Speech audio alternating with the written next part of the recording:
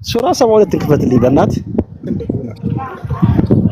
እሺ ሱራ 72 ላይ ዲያብሎስ ወንድማችሁ ነው የሚል አለ እያለ ነው። አሁን ልናወጣለን።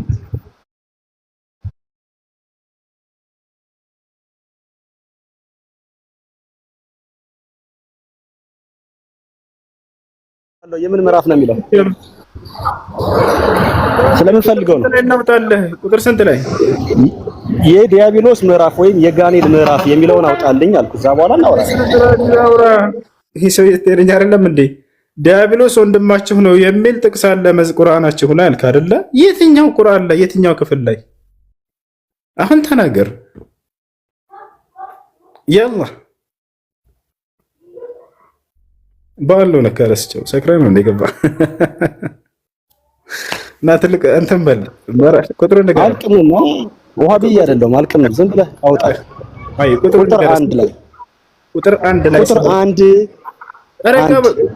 አንድ ላይ ዲያብሎስ ወንድማችን የሚል አለ አይደለ? አቡከር አንዴ ሰባው እስኪ አውጣውና ላንብብልህ። አውጣው ተቀበል።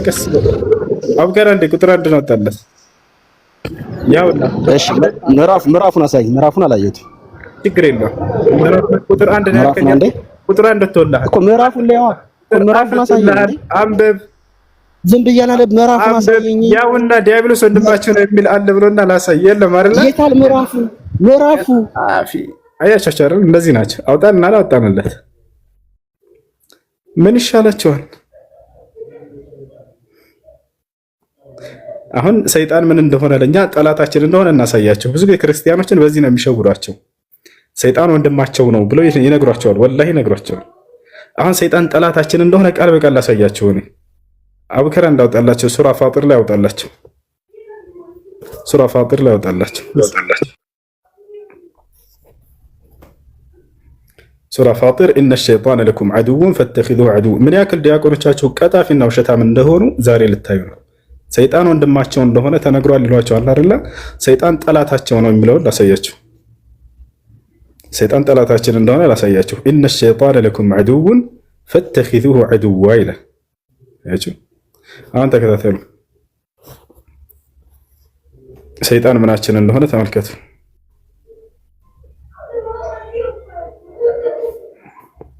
ነው ተመልከቱ። ይታያቸዋል። እና ኮሜንት ላይ የምትጽፉ ክርስቲያኖች ገብታችሁ አንብቡ። ያው ሰይጣን ምናችን እንደሆነ የሚያነብ ክርስቲያን አለ የገባ ቢቦ ክርስቲያን ነህ? ቢቦ ኦኬ፣ ክርስቲያን የለም። ኑ ተመልከቱ ምን ያክል አስተማሪዎቻችን እንደሚዋሻቸው። እስልምና እንድትጠሉ ብቻ ነው አላማቸው። ያ ሰይጣን ወንድማቸው ነው ይሏቸዋል አይደለ? ያው ቃል በቃል ሰይጣን ጠላታችን ነው። ምዕራፍ 35 ቁጥር 6 ላይ ምን ይላል? ሰይጣን ለእናንተ ምንድን ነው? ጠላት ነው። እኛስ እሱን ምን አድርገን መያዝ አለብን? ጠላት። ቀጥሎ ምን አለ? ስለዚህ ጠላት አድርጋችሁ ያዙት የተባለን። ያው ሰይጣን ወዴት ነው የሚጠራው? ሰይጣን ተከታዮቹን የሚጠራው ከእሳት ጓዶች እንደሆኑ ብቻ ነው እና አለ። ያ ሰላም ያ ሰላም። ያው ሰይጣን ጠላታችን ነው። እኛም ጠላታችን አድርገን ነው ሁሌ የምንይዘው። ገብታችኋል? ያ ነው። እሺ ለማንኛውም ጅን ስለሚባለው ፍጡር ላስረዳቸው ክርስቲያኖች። አሁን አዳምጡ። ጅን ማለት ምን ማለት እንደሆነ ጅን ወይንም በአማርኛ ደግሞ ጋኔን ስለሚባለው አሁን በደንብ አዳምጡ። ጅን ብሎ ማለት ከቃሉ ስንነሳ ጊዜ የአረበኛ ቃል ነው። ጅን ብሎ ማለት ጅን ማለት ድብቅ ማለት ነው፣ ወይንም ስውር ማለት ነው። ለምን በዚህ ተሰየሙ? ከእኛ የተደበቁና የተሰወሩ ስለሆኑ ስለማናያቸው። ይዟቸዋል። እሺ ጅን የሚባለው ፍጡር አለ፣ መልአክ የሚባል ፍጡር አለ፣ ሰው የሚባል ፍጡር አለ። ባጭሩ እንድትረዱ ዘንድ አቡ ሃይደር እንክፈት እንዴ? አቡ ሃይደር ወላሂ ለአዚም ሰይጣን ወንድማችን ነው አይላቸውም። ጋኔን ወይንም ጅን የሚባለውን አሁን ላስረዳቸው ስለሆነ አዳምጡ። ና አቡ ሃይደር እያልክ የምጽፈው ልጅ ና ግባ። እንዴት እንደሆነ አሁን ላስረዳቸው ነው። በደንብ አዳምጡ። ማወቅ የምትፈልጉ ከሆነ ጅን የሚባል ፍጡር አለ ራሱን የቻለ፣ ሰው የሚባል ፍጡር አለ፣ መልአክ የሚባል ፍጡር አለ። ሶስቱም አፈጣጠራቸው ይለያያሉ። ላሰማህ ናሽ ግባ። ልኬልሃለሁ። ና ግባ። ልኬልሃለሁ እኮ የጻፍክ ነው። ላሰማህ እያልክ ግባ። አሁን አዳምጡ። መልአክ ከምንድን ነው የተፈጠረው? ከብርሃን ነው የተፈጠረው። ሰው ከምንድን ነው የተፈጠረው? ከአፈር። ጅን ከምንድን ነው የተፈጠረው? ከእሳት። አያችሁ፣ ሶስቱም አፈጣጠራቸው የተለያየ ነው። ባህሪያችንም ልክ እንዲሁ ይለያያል። መልአክ ጻድቅ ነው፣ ኃጢአትን አያደርግም፣ ጽድቅን ብቻ ነው የሚያደርገው ሁልጊዜ። ሰውና ጅን ደግሞ ነፃ ምርጫ ፈቃድ የተሰጣቸው ናቸው። ከእነርሱ የሚያምፅም አለ፣ ከእነርሱ የሚታዘዝም አለ ለአምላኩ። ገብታችኋል አይደለ? ስለዚህ ከሰው የአምላክን ትእዛዝ የሚፈጽመው ምንድን ነው? አማኝ ነው። ከሰው የአምላክን ትእዛዝ የሚያምፀውስ ከሃዲ ነው። ገብታችኋል አይደለ? ከጅንም ልክ እንዲሁ ከእሳት የተፈጠሩ ናቸው። ልክ እንደ ሰው ነፃ ምርጫ ፈቃድ የተሰጣቸው ናቸው። ከጅኖች ነፃ ምርጫ ፈቃዱን ተጠቅሞ የአምላክን ትእዛዝ የጠበቀና የታዘዘ እርሱ አማኝ ነው። ገብታችኋል? ነገር ግን የአምላኩን ትእዛዝ አልቀበልም ብሎ ያመፀ ከሃዲ ነው። ሰይጣን የሚባለው ምን አይነት ነው ከተባለ ከሃዲው ነው። ሰይጣን የሚለው የባህሪ መጠሪያ እንጂ የአካል መጠሪያ አይደለም። ሰይጣን የሚባል ፍጡር የለም። ገብታችኋል? ሰይጣን የሚለው ምንድነው? ባህሪ ነው። ያ ከገነት የተባረረው ታዲያ ሰይጣን ተብሏል። እርሱ ለምን? የአምላኩን ትእዛዝ ባመፀ ጊዜ። ሳያምፅ በፊት ሰይጣን ነበር? በፍጹም ሰይጣን አልነበረም። ገብታችኋል አይደል? ከሰይጣን አልነበረም። ሰይጣን ብሎ ማለት አልኻሪጅ አን ጣዓቲላህ ከአምላኩ ትእዛዝ ያመፀ ማለት ነው። ስለዚህ አላህ በቁርአን ላይ ሲናገር ይላል ካነ ሚነል ጅኒ ፈፈሰቀ ዐን አምሪ ረቢህ ይላል። ከጅኖች ጭፍራ ነበር እርሱም ራሱ አለ። ነገር ግን ከጌታው ከአላህ ትእዛዝ አመፀ። የዛኔ ምን ተባለ? ሰይጣን ተባለ። አያችሁ፣ አማጽ የሆነው ከሃዲ የሆነው የጅን አይነት ሰይጣን ይባላል። እርሱ ምናችን ነው ከተባለ ወንድማችን ሳይሆን ጠላታችን ነው። እርሱ ቃል በቃል አላህ በቁርአን ላይ ቅድም እንዳሳየኋችሁ ሰይጣን ጠላታችሁ ነውና ጠላታችሁ አድርጋችሁ ያዙት ይለናል። የአምላኩን ትእዛዝ ካላመፀስ? መልአክ ወንድሜ ነው ለምሳሌ በምን ባፈጣጠር ነው? ላ ባፈጣጠር አይደለም። ባፈጣጠር እርሱ ከብርሃን ነው የተፈጠረው መልአክ። እኔ ከአደም ዓለይሂ ሰላም ነው የተፈጠርኩት። በፍጹም አንገናኝም። አደም ከአፈር ነው። ገብታችኋል? ታዲያ በምንድን ነው የተገናኘ ነው እኔና መልአክ ከተባለ የአምላክን ትእዛዝ በመጠበቅ። መልአክ ወንድሜ ነው በእምነት። ገብታችኋል? ጅኖችስ? ጅኖች ሁላቸውም ወንድሞች ናቸው ወይ? አይደሉም። ለሁለት ይከፈላሉ። ከእነርሱ የአምላክን ትእዛዝ የጠበቀ አማኝ አለ፣ እርሱ ወንድሜ ነው። ነገር ግን የአምላክን ትእዛዝ ያልጠበቀውስ ጅን ይሄ ጠላቴ ነው፣ ሰይጣን ተብሎ ይጠራል። እርሱ ገብታችኋል አይደለ? ይህን ይመስላል። አሁን ተረድታችኋል። ግን እንዳልተረዳችሁ አድርጋችሁ አውቃችሁ ሁሌ ትደጋግሙታላችሁ። ገብታችኋል አይደል? እንዲህ አታድርጉ፣ ለህሊናችሁ ስትሉ ኑሩ። እርግጠኛ ነኝ ይህን ትምህርት እስከዛሬ ከሙስሊሞች ብዙ ጊዜ ሰምታችሁታል። ግን አውቃችሁ ራሳችሁን ታደነቁራላችሁ። ይሄ እውነትን ለመቀበል ዝግጁ ያልሆነ ሰው ወይንም ደግሞ በራሱ የሚቀልድ ሰው ባህሪ ነው። ገብታችኋል? ያ ነው። ለማንኛውም ጥያቄ ልቀጥል። አሁን ሰላም አለይኩም ወራህመቱላሂ ወበረካቱ። ወአለይኩም ሰላም ወራህመቱላሂ ወበረካቱ። እሱ ሰላም ነው? አልሐምዱሊላህ። ጃን ከየት መጣ? ጅን ነው። ጃን ማለት ጅን ማለት ከእሳት ነው የመጣው። አላህ በቁርአንም ላይ ተናግሯል። ነብዩ ሰለላሁ ዐለይሂ ወሰለም ሐዲስ ላይ ተናግረዋል። ጅኖች ከእሳት የተፈጠሩ ፍጥሮች ናቸው፣ ራሳቸውን የቻሉ ገብታችኋል አይደል? ሰይጣን ከምን እንደተፈጠረ አይናገርም መጽሐፍ ቅዱስ አይናገርም። ይሄን ታውቃላችሁ? ጅኖች ጋኔን ከምን እንደተፈጠረ አያውቅም መጽሐፍ ቅዱስ። ቁርአን ነው የሚያውቀው፣ ሐዲስ ነው የሚያውቀው። ያ ነው ሰይጣን ወንድማቸው ነው ያልክ ነው። ሰይጣን ጠላታቸው ነው። አሁን እያስረዳኋችሁ አውቃችሁ ማለት እሺ። ለማንኛውም አንድ ጥያቄ ነበረኝ። ረጋ በል አንድ ጊዜ። ከየት ነው የመጣው? ከእሳት ነው። ማስረጃ ልስጥህ። አላህ በቁርአን ላይ ወልጃነ ኸለቅናሁ ሚን ቀብል ቢናር ሲሰሙም አለ። ጋኔንንም ወይንም ጅንን ፈጠርኩት ከእርሱ በፊት ይላል። ከማን? ከአደም በፊት ነው የተፈጠረው። እርሱ ከተኳሳ ከሆነው ከእሳት ፈጠርኩት እያለ ይናገራል። ነቢያችን ሰለላሁ ዐለይሂ ወሰለም ጅን ከምን እንደተፈጠረ ሲናገሩ ኸለቀ ላሁ ልመላኢከተ ሚን ኑር ወኸለቀ ልጃነ ሚን ማሪጅ ሚን ናር ወኸለቀ አደም ሚማ ወሲፈ ለኩም አይ ሚነ ቱራብ። ነቢያችን ሰለላሁ ዐለይሂ ወሰለም ምን አሉ? አላህ መላእክቶችን ከብርሃን ፈጠራቸው። አንድ ክፍሌ አላህ መላእክቶችን ከብርሃን ፈጠራቸው፣ ጅኖችን ደግሞ ከእሳት ፈጠራቸው ብሎ ተናገሩ። እሺ ሃይ ሰይጣን የተሳሳተ ወይስ ጅኒ በሰማይ? ከጅኖች ጭፍራ ነበር አዳምና ሐዋን ያሳታቸው። አዳምና ሔዋንን ያሳታቸው ከጅኖች ጭፍራ ነበር። ነገር ግን የአምላኩን ትእዛዝ ባመፀ ጊዜ ሰይጣን የሚለው ባህሪ በእርሱ ላይ ዋለ። ሰይጣን የሚለው ባህሪ ነው። ገብታችኋል አይደል? ሰይጣን የሚለው ምንድነው? ባህሪ ነው። ያ ነው በራሱ ላይ ያመጣው ባህሪ ነው እርሱ እንጂ ሰይጣን የሚባል የሆነ አካል ምናምን እንደዚህ አይደለም። ያ ነው። ለምሳሌ አንድ ሰው አለ። አምላክ አላህ ሱብሓነሁ ወተዓላ ሰዎችን ፈጥሯል። ያ ሰው ከጊዜ በኋላ ሌባ ሆነ፣ ሰረቀ። ገብታችኋል አይደል? ሌባን አላህ ፈጥሮታል ማለት እንችላለን? አይደለም። ሌብነትን በራሱ ላይ ነው ያመጣው ሰውየው። ግን ያን ሰው ማን የፈጠረው ከተባለ አምላካችን አላህ ነው። ያንንም ጅን ልክ እንዲሁ አላህ ነው የፈጠረው። ነገር ግን ሰይጣንነትን ማን ነው የፈጠረው ከተባለ ሰይጣንነትን ማን ያመጣው በራሱ ላይ? ራሱ ያ አካል ነው ማለት ነው። አሁን ምን ይመስላል? ጥያቄ ያለ ይቀጥል። ኦኬ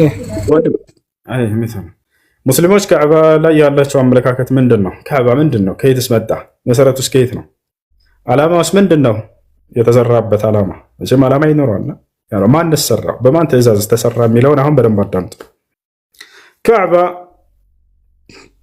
ከሰው ልጆች ታሪክ መጀመሪያ ጀምሮ የነበረ ለዘላለም እስከ ዓለም እስካለች ድረስ የሚጸና የሆነ ብቸኛው መለኮታዊ ቤት ነው። ማስረጃ ቃለ ስብሓነሁ ወተዓላ ፊ ሱራ አሊ ዕምራን ኢነ አወለ ቤትን ወዲዐ ሊናስ ለለዚ ቢበከተ ሙባረከን ወሁደን ሊልዓለሚን።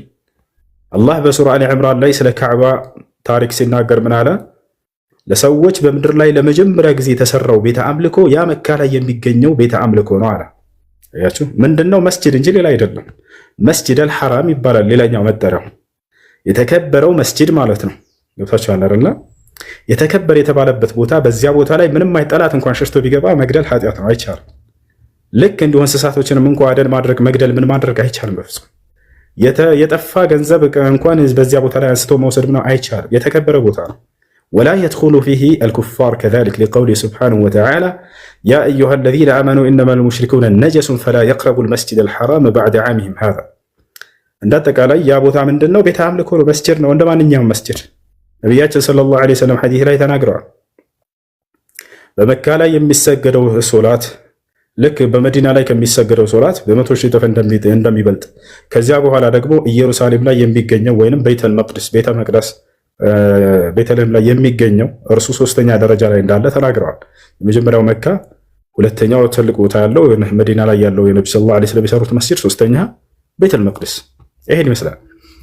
እንደ አጠቃላይ ነቢያችን ሰለላሁ ዐለይሂ ወሰለም ሐዲስ ላይ ተጠየቁ። ማ ሁወ አወል መስጂድ ፊ አልአርድ ያ ረሱለላህ ተባሉ። አንቱ የአላህ መልእክተኛ ሆይ በምድር ላይ የተሰራው የመጀመሪያው መስጂድ ቤተ አምልኮ የትኛው ነው ሲባሉ ጊዜ መስጂድ አልሐራም አሉ። ይሄ መስጂድ አልሐራም ነው መካ ካዕባ ብለው ተናገሩ። እያችሁ እርሱ ምንድን ነው? ያ መስጂድ ነው። ገባችኋል? በዚያ ላይ ያለው አራቱ ማዕዘን ምንድን ነው ከተባለ ካዕባ ይባላል። እርሱ ካዕባ ይባላል። እንደ ቋንቋ ካዕባ ማለት የአራት ማዕዘን መጠሪያ ነው። ገባችኋል አይደል? በአራት ማዕዘን የተሰራ ስለሆነ ካዕባ ተብሎ ተጠራ። ያ ቦታ ዓላማው ምንድን ነው ከተባለ ማን ነው የሰራው ወደሚለው ስንመጣ ጊዜ በመጀመሪያ በሰው ልጆች ታሪክ መጀመሪያ ላይ ተሰርቶ እንደነበር ይናገራል። ልክ በአብርሃም ጊዜ ወይንም ኢብራሂም ዓለይሂ ሰላም ጊዜ አምላካችን አላህ ሱብሓነሁ ወተዓላ አብርሃምን አዘዘው፣ ቃል ኪዳን ያዘበት በእርሱና በልጁ በኢስማኤል ላይ። ሰላም አለይኩም የት አድርገው እዛ መካ ላይ የሚገኘውን ቤተ አምልኮ አድሱ የሚል ትእዛዝ መጣላቸው፣ ቃል ኪዳን ተያዘባቸው። በማን ላይ? በአብርሃምና በልጁ ኢስማኤል ላይ። ማስረጃ በሱራ አልበቀራ ላይ አላህ ሲናገር ይላል ወዐሂድና ኢላ ኢብራሂም ወኢስማዒል አን ጠሂረ በይቲ ሊጣኢፊና ወልዓኪፊን ወሩካዕ ሱጁድ። አምላካችን አላህ ሱብሓነሁ ወተዓላ አብርሃምንና ኢስማኤልን ቃል ኪዳን ያስኩባቸው ይላል። ወደ አብርሃምና ወደ ልጁ ወደ ኢስማኤልም ቃል ኪዳንን ያስኩኝ፣ ያንን ቤት ሂዱ ስሩ አጽዱ በማለትም ለምን? ለሁለት ዓላማ እንዲሰሩ አዘዛቸው። አንደኛው ዓላማ ምንድን ነው? ጠዋፍ ለሚያደርጉ ያ ማለት ሐጅን ለሚሰሩ ሰዎች። ስለዚህ አንደኛው ዓላማ ምንድነው? ካዕባ የተሰራበት የሐጅ ስነ ስርዓት መፈጸሚያ ነው። የእስልምና መሰረቶች አምስት ዋና ዋና መሰረቶች አሉት። ከነዚያ መካከል አንደኛው ምንድነው? አምስተኛው ደረጃ ላይ የሚገኘው ወደ መካ ሄዶ ሐጅ ማድረግ የሚለው ነው። ያንን መፈጸሚያ ቦታ ይሆን ዘንድ። ሁለተኛ የተሰራበት ዓላማ ምንድነው? ወልቃኢሚና ወይንም ወልዓኪፊና በዚያ ቦታ ቁጭ ብለው ሶላትን ለሚሰግዱ ሰዎች፣ ቆመው ለሚሰግዱ ሰዎች ወሩክዕ ስጁድ ብሎ ከሶላት መካከል ሁለቱን አርካኖች ገለጻቸው። ሩኩዕና ስጁድ ለሚያደርጉ ሰዎች ብሎ ገለጸ። ስለዚህ ካዕባ በማን ትእዛዝ ነው የተሰራው? በአምላክ ትእዛዝ። በማን እጅ ተሰራ? በሁለት ታላላቅ ነብያቶች። ለምን ዓላማ ተሰራ? ለሁለት ዓላማ፣ የሐጅ ስነ ስርዓት መፈጸሚያና የሶላት አቅጣጫ ይሆን ዘንድ። አለቀ። ይሄ ነው አምላክ አላህ ሱብሓነሁ ወተዓላ በቁርአን ላይ ሲናገር ነብዩ ሰለላሁ ዐለይሂ ወሰለም ሲያዛቸው ምን አለ? ፈወሊ ወጅሀከ ሸጥረ ለመስጂድ አልሐራም፣ ሙሐመድ ሆይ ሶላትን ስትሰግድ ወደ ቂብላ አቅጣጫ ዙረህ ስገድ አላቸው። አያችሁ፣ የሶላት አቅጣጫ ይሆን ዘንድ ነው። ሰዎች ሶላትን በሚሰግዱ ጊዜ ወደ ተዘበራረቀ ቦታ እንዳይሰግዱ ወደ አንድ አቅጣጫ ብቻ ዙረው እንዲሰግዱ ምልክት ይሆን ዘንድ የተቀመጠ ምልክት እንጂ ሌላ አይደለም። አላህ ቃል በቃል በቁርአን ላይ ምልክት ነው ብሎ ገልጾታል። ፈወሊ ወጅሀከ ሸጥረ ለመስጂድ አልሐራም፣ ፊትህን ወደ መካ ወደ ቂብላ አቅጣጫ ዙረህ ስገድ አቅጣጫ ብሎ ገለጸው። ይህ ነው ስለዚህ ለዚህ ለሁለቱ ዓላማ የተሰሩ ናቸው ማለት ነው። የሰማይ መላእክቶች የስግደት አቅጣጫ አላቸው፣ የሚሰግዱበት መስጂድ አላቸው። የት አድርጉት? አንድ የት ይገኛል ከተባለ ሰባተኛው ሰማይ ላይ ይገኛል። ይሄን አምላክ አላህ ሱብሓነሁ ወተዓላ በሰባተኛው ሰማይ ላይ ለሁሉም መላእክቶች የስግደት ቦታ አድርጎላቸዋል። በይተል ማዕሙር ይባላል። በቁርአን ላይ ስሙን ጠቅሶታል። ልክ እንደ ካዕባ የራሳቸው የሆነ ቤተ አምልኮ ነው። ለእነርሱም አቅጣጫ ተደርጎላቸው ነቢያችን ሰለላሁ ዐለይሂ ወሰለም በአካል ሄዳ አይተውታል። ቃለ ነቢ ሰለላሁ ዐለይሂ ወሰለም ኢጠለዕቱ ፊ ሰማኢ ሳቢዓ ፈረአይቱ ኢብራሂም ዐለይሂ ሰላም ሙስኒደን ظهره على بيت المعمور وبيت المعمور يدخل فيه كل يوم 70,000 ملك من دخل إليه يعني مرة لا يعود إليه إلى يوم القيامة كما قال النبي صلى الله عليه وسلم በሰባተኛው ሰማይ ላይ በሄድኩኝ ጊዜ አሉ ነቢ ሰለላሁ ዐለይሂ ወሰለም እያረጉ እያለ በዚያ ላይ ሰባተኛው ሰማይ ላይ በወጣሁ ጊዜ በይተል ማዕሙርን ተመለከትኩኝ አሉ። አብርሃምንም ተመለከትኩት ጀርባውን በእርሱ ላይ አስጠግቶ ተቀምጦ ብለው ተናገሩ። በዚህም መስጂድ ውስጥ ብለው ተናገሩት 70,000 መላእክቶች በየቀኑ እየሄዱ ይሰግዳሉ። አንድ እዛ ገብቶ የመስገድን እድል ያገኘ እስከ ትንሣኤ ቀን እድል አያገኝም አሉ። የመላእክቶችን ብዛት እየገለጹ ነው። በዚህ በጣም ብዙ ናቸው መላእክቶች። ስለዚህ ለሰማይ መላእክቶች ያለውን ህግ አምላክ አላህ ሱብሓነሁ ወተዓላ ለምድር ሰዎችም ይሄን ህግ አወጣላቸው። ምን አደረገ? ወደ ቂብላ አቅጣጫ ዙራችሁ ስገዱ፣ ልክ የሰማይ መላእክቶችም አንድ አቅጣጫ እንዳላቸው ሁሉ የሚለውን ከዛ ይሄንን ምድር ላይ እንዲሰራ አዘዘ። ይሄ ነው ዓላማው። ይሄ ቤት ታዲያ የሚገርማችሁ ተአምራዊ ቤት ነው። ያ ማለት እስከ ዓለም ፍጻሜ ድረስ የሚጸና የሆነ ብቸኛው ቤት ነው። ምድር ከተሰራች ጀምሮ እስከ ዓለም ፍጻሜ ድረስ አለ። በሰው ልጆች ታሪክ ለመጀመሪያ ጊዜ ምድር ላይ የተሰራው ቤተ አምልኮ ብሎ አላህ በቁርአን ላይ ነብዩ ሰለላሁ ዐለይሂ ወሰለም ሐዲስ ላይ ገልጸውታል። እስከ ዓለም ፍጻሜም ድረስ አይፈርስም ብለው ነብዩ ሰለላሁ ዐለይሂ ወሰለም ተናግረዋል። የሚገርማቸው እንዳሉትም እስካሁን ድረስ አለ እስከ ዘመኑ ፍጻሜ ድረስም ይኖራል። ነቢያችን ሰለላሁ ዐለይሂ ወሰለም ሐዲስ ላይ ሲናገሩ የህድሙል ከዕባ ረጁል ሚነል ሐበሻ ካዕባን የዘመኑ ፍጻሜ ሲደርስ ጊዜ የዛኔ ምድር ላይ የሚሰግዱ ሰዎችና ሐጅ የሚያደርጉ ሰዎች በሚጠፉ ጊዜ ማለት የዓለም ፍጻሜ በሚደርስ ጊዜ ማለት ነው። የዛኔ ካዕባ ትፈርሳለች፣ ከሃዲያኖች ያፈርሳሉ። መጨረሻው ዘመን ላይ ገብታችኋል። ይሄን ይመስላል። እንደጠቃላይ የተሰራበት ዓላማ ለሁለት ዓላማ ነው። የስግደት አቅጣጫና የሐጅ ስነ ስርዓት መፈጸሚያ አቅጣጫ እንጂ ሌላ አይደለም ነው። ምንድነው ካዕባ ለምንድን ነው የሚለው ይሄ ነው። ማን ሰራው፣ ለምን ተሰራ እና በማን ትእዛዝ ተሰራ የሚለውንም እንደነገርኳችሁ ባጭሩ በአምላክ ትእዛዝ የተሰራ በሁለት ታላላቅ ነብያቶች እጅ የተሰራ ለሁለት ዓላማ የተሰራ እርሱ ምንድነው የስግደት አቅጣጫና የሐጅ ስነ ስርዓት መፈጸሚያ ይሄ ነው። ማ ሚን ነቢይን ኢላ ወቀድ ሐጀል በይት። የመጨረሻው ምንድነው? እስኪ ለናሙናነት ያክል ወደዛ ሂደው ሐጅ ከፈጸሙ ነብያቶች መካከል ጥቀስልን የነብያቶች መንገድ ከሆነ ካላችሁም ነቢያችን ሰለላሁ ዐለይሂ ወሰለም ሐዲስ ላይ ምን አሉ? አንድ ነብይ የለም ወደ መካ ሄዶ ሐጅ አደረገ ቢሆን እንጂ አሉ። ታዲያ መሲሁስ ያደርጋል ወይ? አዎ መሲሁ ያደርጋል ሐጅ ወደ መካ ሄዶ። ነቢያችን ሰለላሁ ዐለይሂ ወሰለም ቃል በቃል ተናግረዋል። እና አብርሃምስ አድርገዋል ወይ? አዎ አብርሃም ራሱ እንደውም ሐጅን ወደዚህ ሰዎች መጥተው እንዲያደርጉ እዘዝ ተብሎ ትእዛዝ ተሰጥቷል። قال سبحانه وتعالى وإذ بوأنا لإبراهيم مكان البيت ألا تشرك بي شيئا وطهر بيتي للطائفين والقائمين والركع السجود وأذن في الناس بالحج يأتوك رجالا وعلى كل ضامر يأتين من كل فج عميق ليشهدوا منافع لهم ويذكروا اسم الله في أيام معلومات على ما رزقهم من بهيمة الأنعام فكلوا منها وأطعموا البائس الفقير ثم ليقضوا تفثهم وليوفوا نذرهم وليطوفوا بالبيت العتيق ذلك ومن يعظم شعائر حرمات الله فهو خير له عند ربه وأحلت لكم الأنعام إلا ما يتلى عليكم فاجتنبوا الرجس من الأوثان واجتنبوا قول الزور حنفاء لله غير مشركين به إلى آخر الآية. الله سبحانه وتعالى أملاكتنا الله أبراهام እንዳዘዘው ይነግረናል። وأذن في الناس بالحج أبراهام هوي سوج ودزي ወደ መካ መተው ሐጅን እንዲያደርጉ እዘዝ አልኩት ይላል። አያችሁ ያ ነው አብርሃም ወደ መካ ሄዳችሁ ሰዎችን ሐጅ አድርጉ እያለ እንዲያዝ ትእዛዝ ተሰጥቶት ነበር። ከሚያደርጉትም መካከል ትልቁን አንዱን የሐጅ አርካን ሩክን ምን አርካን الحج الطواف يعني ذكر ذلك الله سبحانه وتعالى في كتابه العزيز الله ለአብርሃም ምን አለው? ወደዚህም ወደ መካ መጥተው ይሄንን ቤትም የዞሩ ጥንታዊውን ቤት ብሎ ገለጸው። እንዳጠቃላይ አብርሃም ይሄን አድርጓል። መሲሁም ወደ ሐጅ መጥቶ ያደርጋል። አዎ አብርሃም ሐጅ እንዳደርጉ ህዝቦችን እንዲያዝ ትእዛዝ ተሰጥቶታል። እሺ ጥያቄ አለ? ይቀጥል።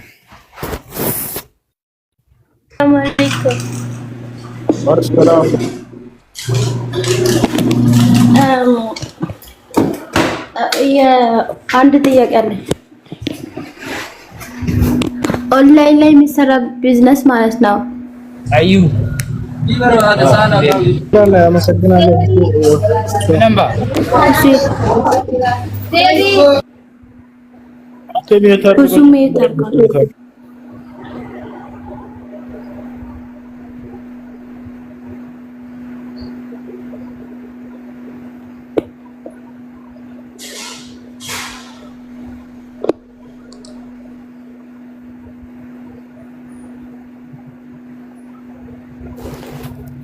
እሺ ቅርታ ሚዩት አድርገው ነበር። ጥያቄው ምንድነው? ኦንላይን ላይ የሚሰራ ቢዝነስ ስራው መጀመሪያ ብር ይከፈላል፣ ከዛ በኋላ ሰው ማስገባት ነው። አይቻልም እንዴ? በእኛ አይቻልም። መዘበርባሪዎች ናቸው። ቢያንስ ምናምን የሚባሉት ዝም ብለው ማዘበርባሪዎች ናቸው። እሺ ቀጣይ ደግሞ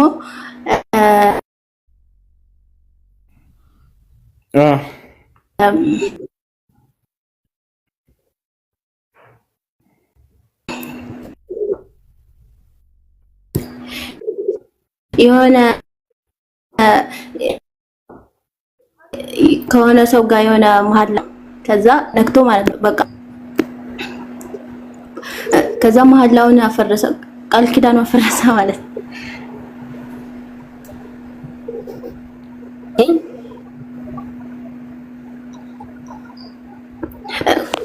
አንድ እሺ እኔና የሆነ ሰው በቁርአን ቃል ተገባባን ማለት ነው። ቃል ቁርአኑን ነክተን ማለት ነው። ከዛ በኋላ በቃ አልፈልግም ብለን ተለያየን። ከዛ አሁን ይሄ ምንድነው የሚልበት ጾም ነው ወይስ ምንድነው? ቁርአን ብቻ ነክተን እንትን ስላልን ማለት ነው። ከፋራ ወጣ ለእያንዳንዱ ማን ነው? ምንም እንኳን በዚህ መንገድ መሐላ ባይፈቀድም ነገር ግን በዚህ መንገድ መሐላ የገባ ሰው ከፋራ እንዳለበት ወደሞች ተናግረዋል። ስለዚህ 10 ድርሃም ማብላት ወይም 10 ድርሃም መልበስ ወይም 3 ቀን መጾም ከሶስት አንዱ።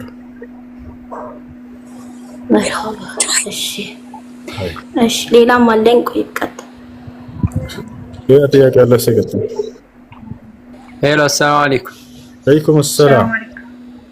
ሰላም ነው? አልሐምዱሊላህ።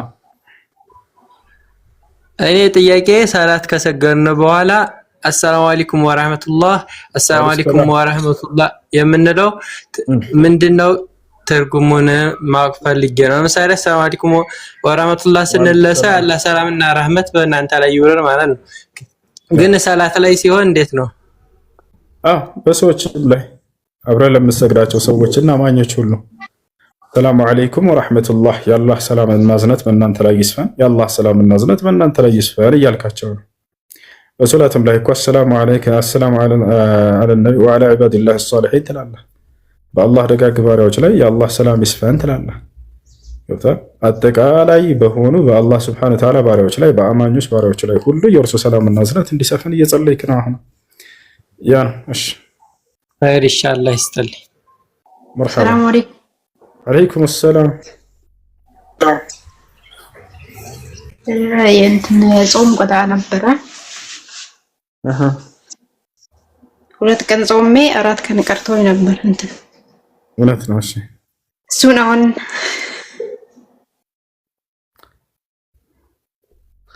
እሺ አንድ ሌሊት ጾመው ወይስ በቀረኝን ልጨርስ? ቀዳ አለብሽ። ቀዳ ካለብሽ ቀዳው ይቀደማል ብቻ። እሺ ሁለተኛ ጥያቄ በውስጥ መጠየቅ እፈልጋለሁ። ጥያቄ አለ? ቀጥታ አሰላሙ አለይኩም ወራህመቱላሂ ወበረካቱ። ወአለይኩም ሰላም ወራህመቱላሂ ወበረካቱ። ሰላም ነው? እንዴት ነው? አልሐምዱሊላህ አልሐምዱሊላህ። እኔ 2 ጥያቄ ነው ያለኝ። አንዱ ጥያቄ አንድ የአክስታችን ልጅ ነበረች፣ አብራን ነው ያደገችው። አብራን ነው ያው ከ7 ዓመት በኋላ እስካሁን 20 ምናምን ዓመቷ ነው። አብራን አድጋ ነበረ። በምታድግበት ሰዓት አስተምረናታል፣ ኮሌጅም አስተምረናት፣ የስራ እድልም ልንሰጣት ሁሉ አስበን ነበር። ኮሌጅን ተመርቃ ስራ ልናስቀጥራት ስንል በቃ ወደ ቤተሰቦቼ ሄዳለሁ አለች። ሄዳለሁ በምትል ሰዓት ሱቅ የምንክፈትልሽ ስራ የምናስቀጥርሽ ብለን ብዙ አድቫንቴጅ ሰተናት ነበር። ያንን ልትቀበል አልቻለችም። ብዙ ነገር ለሷም ለቤተሰቧም እያደረግን ነበረ። ሄዳለሁ ብላ ሄደች። እሷ ሀቅ አለብን።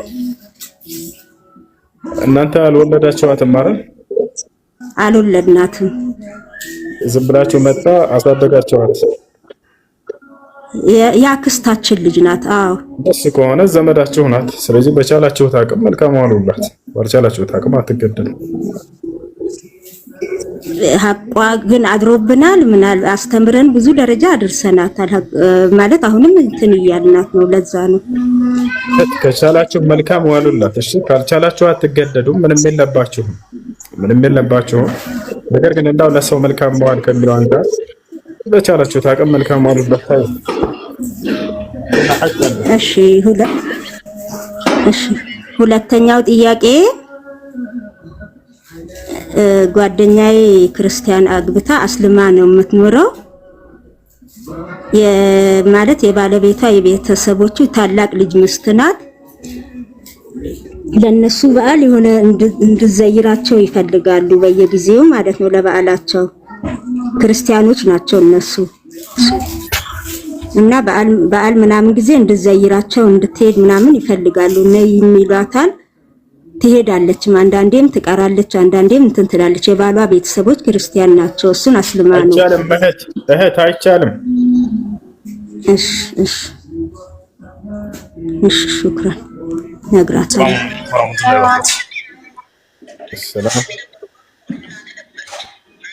ሰላም አለይኩም። ይልቀጥል። እሱ አንድ ጥያቄ ነው አለኝ። እሱ ጥያቄም የአባታችን የሚሆን የእናታችን የወንድማችን ወይ የእህታችን መቃብር መዘየር ይቻላል አይቻልም? እንዴት አድርገሽ ትችላለህ? የቀብር ዚያራ ዓላማው ነው። አዎ ይቻላል። ነቢያችን ሰለላሁ ዐለይሂ ወሰለም ሐዲስ ላይ ምን አሉ? አላ ኢኒ ኩንቱ ቀድ ነሀይት። አንድ ቤት አድርገው ወንድም የሚረብሽ ቦታ ከሆናችሁ ከጠይቃችሁ በኋላ እኔት አድርጉ። እሺ ለማንኛውም ዚያረة القبور قال النبي صلى الله عليه وسلم ألا إني كنت قد نهيتكم عن زيارة القبور ألا فزوروها فإنها تذكركم الآخرة። አዋጅ እኔ ቀብር በዘይረን ከልክያችሁ ነበር። አዋጅ ከዚህ በኋላ ፈቀጀ በአኺራን ታስታውሳችኋለችና። አንደኛው ምንድነው? ለመገሰጽ ብለህ ነው የምትዘይርበት ዓላማ። ሁለተኛ ለሞተው ሰው ዱዓ እና እስትግፋር ለማድረግ ነቢያችን ሰለላሁ ዐለይሂ ወሰለም ሰሉ ሊአኺኩም ተትቢት ፈኢነሁ الآن يسأل አሉ። ለዚህ ለሞተው ሰው አላህ ጽናትን እንዲለግሰው ለምኑለት፣ ዱዓ አድርጉለት፣ እርሱ አሁን ይጠይቃልና አሉ። ስለዚህ የቀብር መዘየር ዓላማው ፋይዳው ምንድነው ከተባለ ዓላማውና ጥቅሙ አንደኛ ለመገሰጽ ለተዘኩር፣ ሁለተኛው ዓላማ ምንድነው? ለዱዓ ለهذا الميت ለዚህ ለሞተው ሰው ለመለመን ነው። ነገር ግን ያን የሞተውን ሰው ለመለመን ከሆነ አይቻልም። የሞተውን ሰው ሄደህ ድረስልኝ፣ ሾሆቹ እባክህ እንዲህ አድርግልኝ፣ ያ አይፈቀድም፣ አይቻልም። አይ ሰላም አለይኩም ወራህመቱላህ። እሱ ሰላም ወራህመቱላህ ወበረካቱ። እንዴት ነህ አባት ወንድሜ? እንዴት ነህ? አንድ ጥያቄ ነበረኝ። እኔ እንኳን ምን መሰለህ፣ ያው በእርግጥ የምጠይቀው ጥያቄ ከራሴ የመጣ ነውና ዘንድ ይሄ ነገር መጠየቅ አለብኝ የለብኝም ብዬ ሁሌ ከራሴ ጋር ጥያቄ የሚፈጥርብኝ ነገር ነው። እንድትመልስልኝ ነበር። ምናልባት በዚህ ነገር ላይ እውቀቱ ካለ ምን መሰለህ፣ አላህ የወደፊቱንም የኋላንም የፊትንም የሚያውቅ ጌታ ነው አይደል? የሰማኸኝ ነው? ዘንድ የሰው ልጅ ሲወለድ አጀሉ ተጽፏል። ልክ በእናቱ ሆድ ውስጥ ሆኖ አይደል? የእሳት ወይም ደግሞ የጀነት ለመባል ያ ሕፃን ልጅ በእናቱ ሆድ ውስጥ ነው አጀሉ የተጻፈው። የእሳትም ሆነ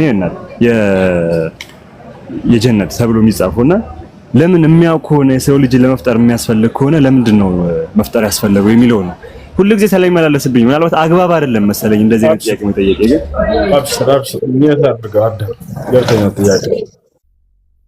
ብዙ ሰዎች ተጽፏል ከሚለው ነው የተነሳው። እሱም ከተጻፈ በሚለው ነው። ተጽፏል ሲባል ጊዜ ብዙ ሰው የሚመስለው እኛ ተገዶ የሆነ ነገር ተወሰኖብን የተጻፈ ነው የሚመስላቸው። ከዚያ መነጨ ጥያቄ ነው። ይሄ ስህተት ነው።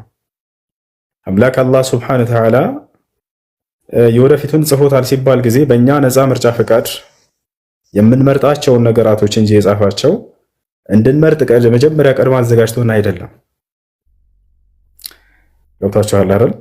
ከአላህ ሱብሓነሁ ወተዓላ ተወስኗል ወይንም ተቀድሯል ተጽፏል ሲባል ጊዜ ለሁለት ይከፈላሉ የአላህ ሱብሓነሁ ወተዓላ ቀደሮች።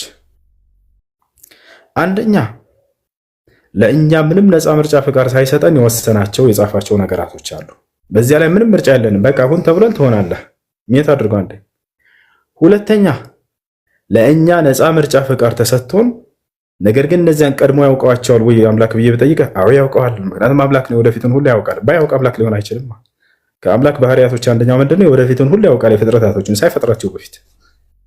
ነገር ግን ያ የሚሆነው በምንድነው ከተባለ በእኛ ነፃ ምርጫ ፈቃድ እንዲሆኑ የተወልን ነገራቶች አሉ። ገብቶሃል? ስለዚህ የገነትና የገሃነም ዕጣ ፈንታችን የሚወሰነው በየትኛው ነው? እርሱ በመጀመሪያው ሳይሆን በሁለተኛው ነው። ያ ማለት በራሱ ወዶና ፈቅዶ ግዴታ እንዲሆኑ በወሰናቸው ነገራቶች ሳይሆን ለእኛ ነፃ ምርጫ ፈቃድ በተወልን ነገራቶች ነው የሚወሰነው። ከዚያ አይነት እስኪ እንዳው እንደ ምሳሌ አስረዳኝ ካልክ እንዳስረዳህነት ዘንድ አንድ ሚውተን አንሳው። አብዲ ሚውተን አምላክ አላህ ሱብሓነሁ ወተዓላ ለእኛ ምንም ነፃ ምርጫ ፈቃድ ሳይሰጠን የወሰናቸው የጻፋቸው ነገራቶች አሉ። በዛ ላይ እኛ ምንም ድርሻ የለንም፣ ምርጫ የለንም። ሁን የተባልከውን ትሆናለህ። በዚያ ነገር ላይ የቀጣዩ ዓለም ዕጣ ፈንታችን አይወሰንም። ከነዚያ መካከል አንድ ልጠይቅህ። አንተ ወንድ ልጅ ነህ አይደል? አብዲ በጣም ጥሩ። ወንድ ልጅ እንድትሆን አስመርጦህ ነው ወይንስ በራሱ ነው የወሰነው? ይሄን ነገር እሱ ነው የወሰነው። ነገ የትንሣኤ ቀን ከፊቱ አቁሞ ለምን ወንድ ሆንክ ለምን ሴት አልሆንክም ብሎ በዚህ ነገር ይጠይቅሃል? አይጠይቅህም። ወንድ ስለሆንክ አንተ ስለዚህ ገነት አይገባህም ገሃነም ነህ ብሎ በዚህ በጾታ ይወስንብሃል? አይወስንብህም።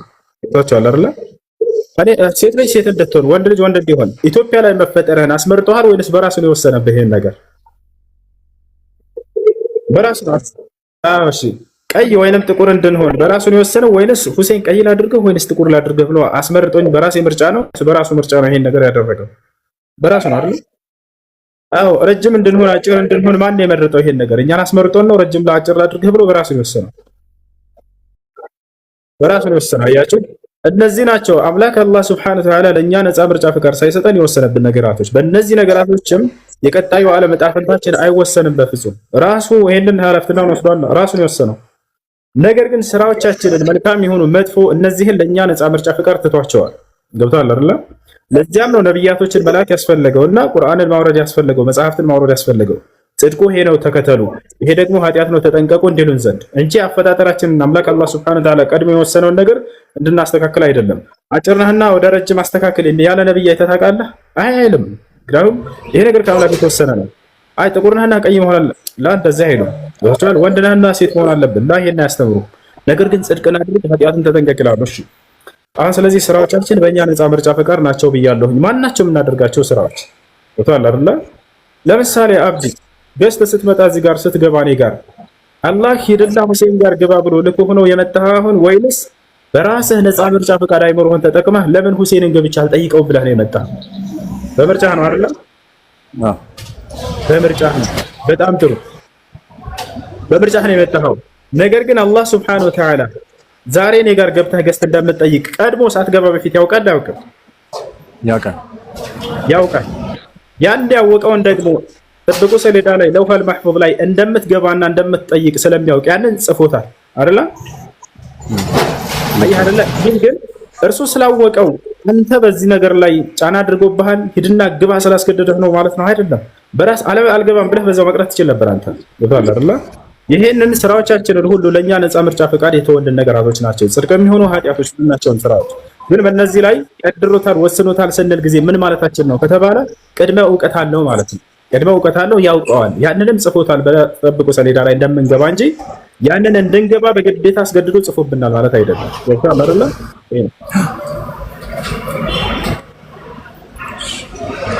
አመሰግናለሁ። እሱ በደንብ ተናግሮኛል። ጀዛኩሙላህ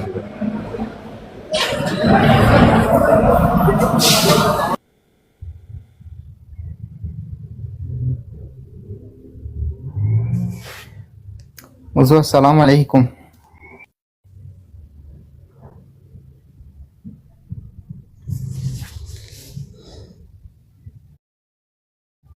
ያን ነው የሚያስረዱ ሂስቶሪካል የሆኑ ማስረጃዎች አሉ። አይሻ ራሷ ስትናገር አንዲት ሴት 9 ዓመት ስትሞላት ለ9 ዓመቷ ብቁ ትሆናለች ትደርሳለች ብሎ ነው የተናገረው። ስለዚህ ከዛ አንፃር ነው ውዱ ነብያችን ነብዩ መሐመድ ሰለላሁ ዐለይሂ ወሰለም በማንኛውም የጋብቻ ህይወታቸው በእያንዳንዱ ነገር ላይ ሰዎችን ከሰዎች እንትን የተካለፈ ወይ ደግሞ ሰዎች ቋት የሚሉበትን ነገር ሰርተው ማያውቁም አልሰሩም። ከዛ አንፃር ነው ምናልባት ጥያቄሽ እሱ ነው ወይ የሚለውን ሳላረጋግጥ ነው ወደ መልስ የገባሁት፣ ግን ይመስለኛል ያገኘሁት። ምናልባት አውቂ አንድ ነገር ላሳይና 1000 ሰው ስላለ ሀኑ ትቀጥላለች። አንድ ጊዜ ሀኑ እሺ፣ ይቅርታ አንድ ነገር አለ። ምናልባት ፑበርቲ የሚባል ነገር ያው ለአቅመ ሔዋን የመድረስ የሚባለው ነገር ይሄ በጣም የሚገርም መጽሐፍ ነውና ዊሊያምስ ቴክስት ቡክ ኦፍ ኢንዶክሪኖሎጂ ይላል። ኢንዶክሪኖሎጂ እና ይህን አስመልክቶ አንድ የተጻፈ ነገር አለ። ተመልከቱ ምን እንደሚል we may combine this finding and set the normal range for age at puberty. age at puberty እንግዲህ ፑበርቲ ማለት ለአቅመ ሔዋን ለአቅመ አዳም መድረስ ነውና የሴት ልጅን ጉዳይ አስመልክቶ ነው እዚህ ጋር የሚናገረውና in white girls አለ በሴቶች ሆነው ነጭ ከሆኑ ከ7 እስከ 13 ዓመት ፑበርቲ ይደርሳሉ ይላል። ፑበርቲ ማለት ለአቅመ ሔዋን የመድረስ ማለት ነው። ኤንድ አለ in African American girls አፍሪካ አሜሪካን የተባሉት ያው እንደ ብራዚል ምናምን ራሷ ታውቃላችሁ መቼስ ግልጽ ነው። ስንት ነው አለ 6 to 30 years old አለ ከዚህ እስከዚህ ባሉት ጊዜ ውስጥ ፑበርቲ ሊደርሱ ይችላሉ የሚል ጥናት ነው ያለው። ተግባባን። ሌሎች መጽሐፍቶችንም ብትመለከቱ ኢቭን አሜሪካ ራሱ ስታጋባበት የነበረውን እድሜ ብትመለከቱ 7 years ነው። ተመልከቱ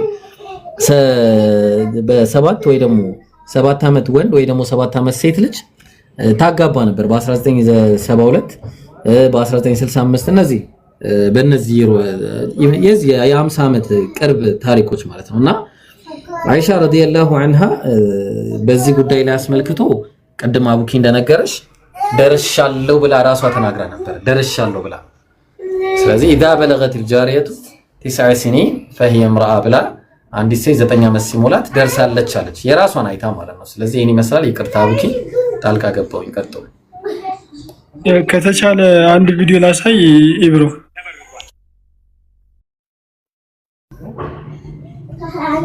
እሺ ትችላለህ። አንዴ አርግና አቡኪ ይቀጥላል ኢንሻአላህ። አሳየና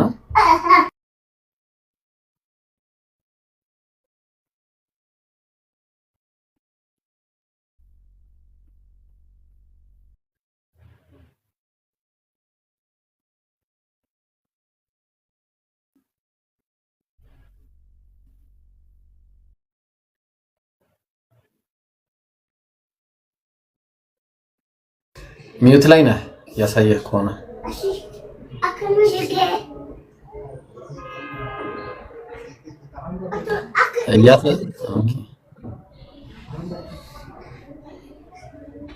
አይደለም 15 ዓመት 10 ዓመት ራሱ ነው በተክሊል ዳሯት አራሷን ልጅ ማለት አይደለም 15 ዓመት 10 ዓመት ራሱ መሙላቷን እርግጠኛ አይደለም። አሁን 10 ዓመት ያልሞላት ትናንትና ነው ቅድስት ካቴድራል ቤተክርስቲያን ውስጥ ማለት ነው። ትናንትና የዛሬ 2 ቀን የ9 ዓመት ልጅ አገባች በተክሊል። ያ እሷ ያው ትክክልና ጀዛከላ ኸይር። ምናልባት የሷ እይታ እስልምናን ከመጠየቅ አንፃር ነው። ኦፍ ኮርስ በእርግጥ ካቴድራል የክርስቲያን እንትን ነው። የዛሬ 2 ቀን ነው አልከኝ። እሺ ቀጥል አቡኪ።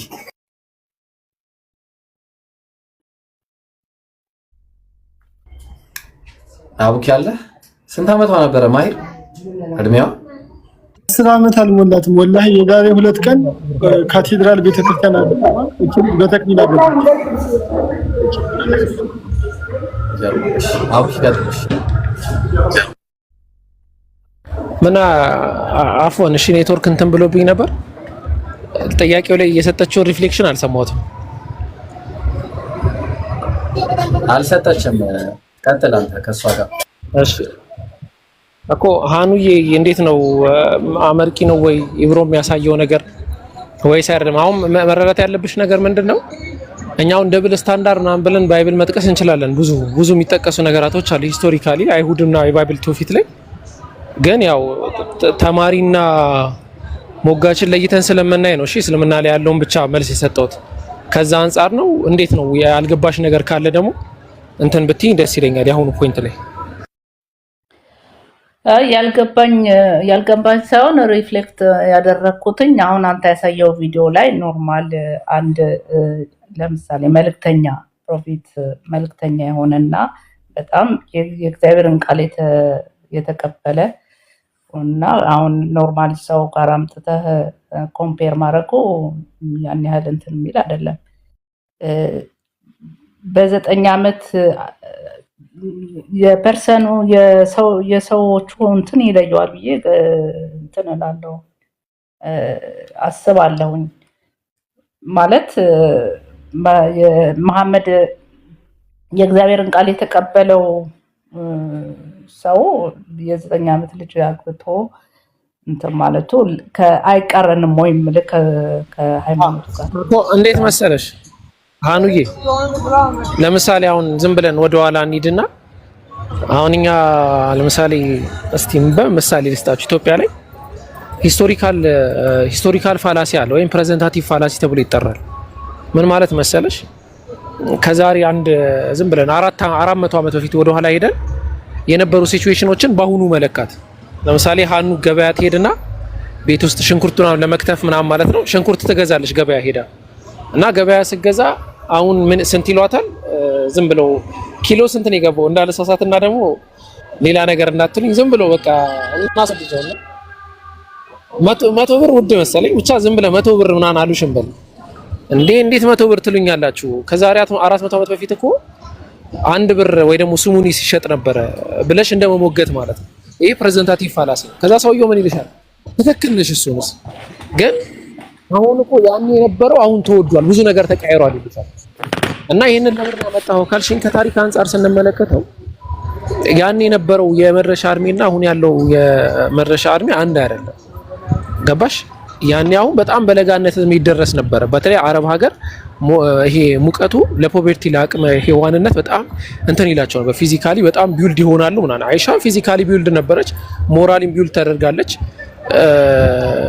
ሌላ ጥያቄ እንዳታነሱ ወይ ደግሞ ሌላ ጥያቄ አይምራችን ላይ እንዳይፈጠር ራሷ እኔ ደርሻለሁ ብላ ተናግራለች። ወቀት ካነት ሸበት ሸባብን ሐሰናን ከማ ቃል ኢማም ነብይ ረሂመሁላህ ተዓላ ምርጥ መሆነ መድረስንም ደርሳ ነበረ። እድሜ ማተር ያደርጋል። እድሜ ማለት ጀስት ነምበር ነው። እድሜ ማተር ያደርጋል። ለምን መሰለሽ? እድሜ ማተር ያደርጋል ከተባለን እንስማማ እስቲ። የማግቢያ እድሜ ስንት ነው ብዬ ብጠይቅሽ 15 ይኛለሽ።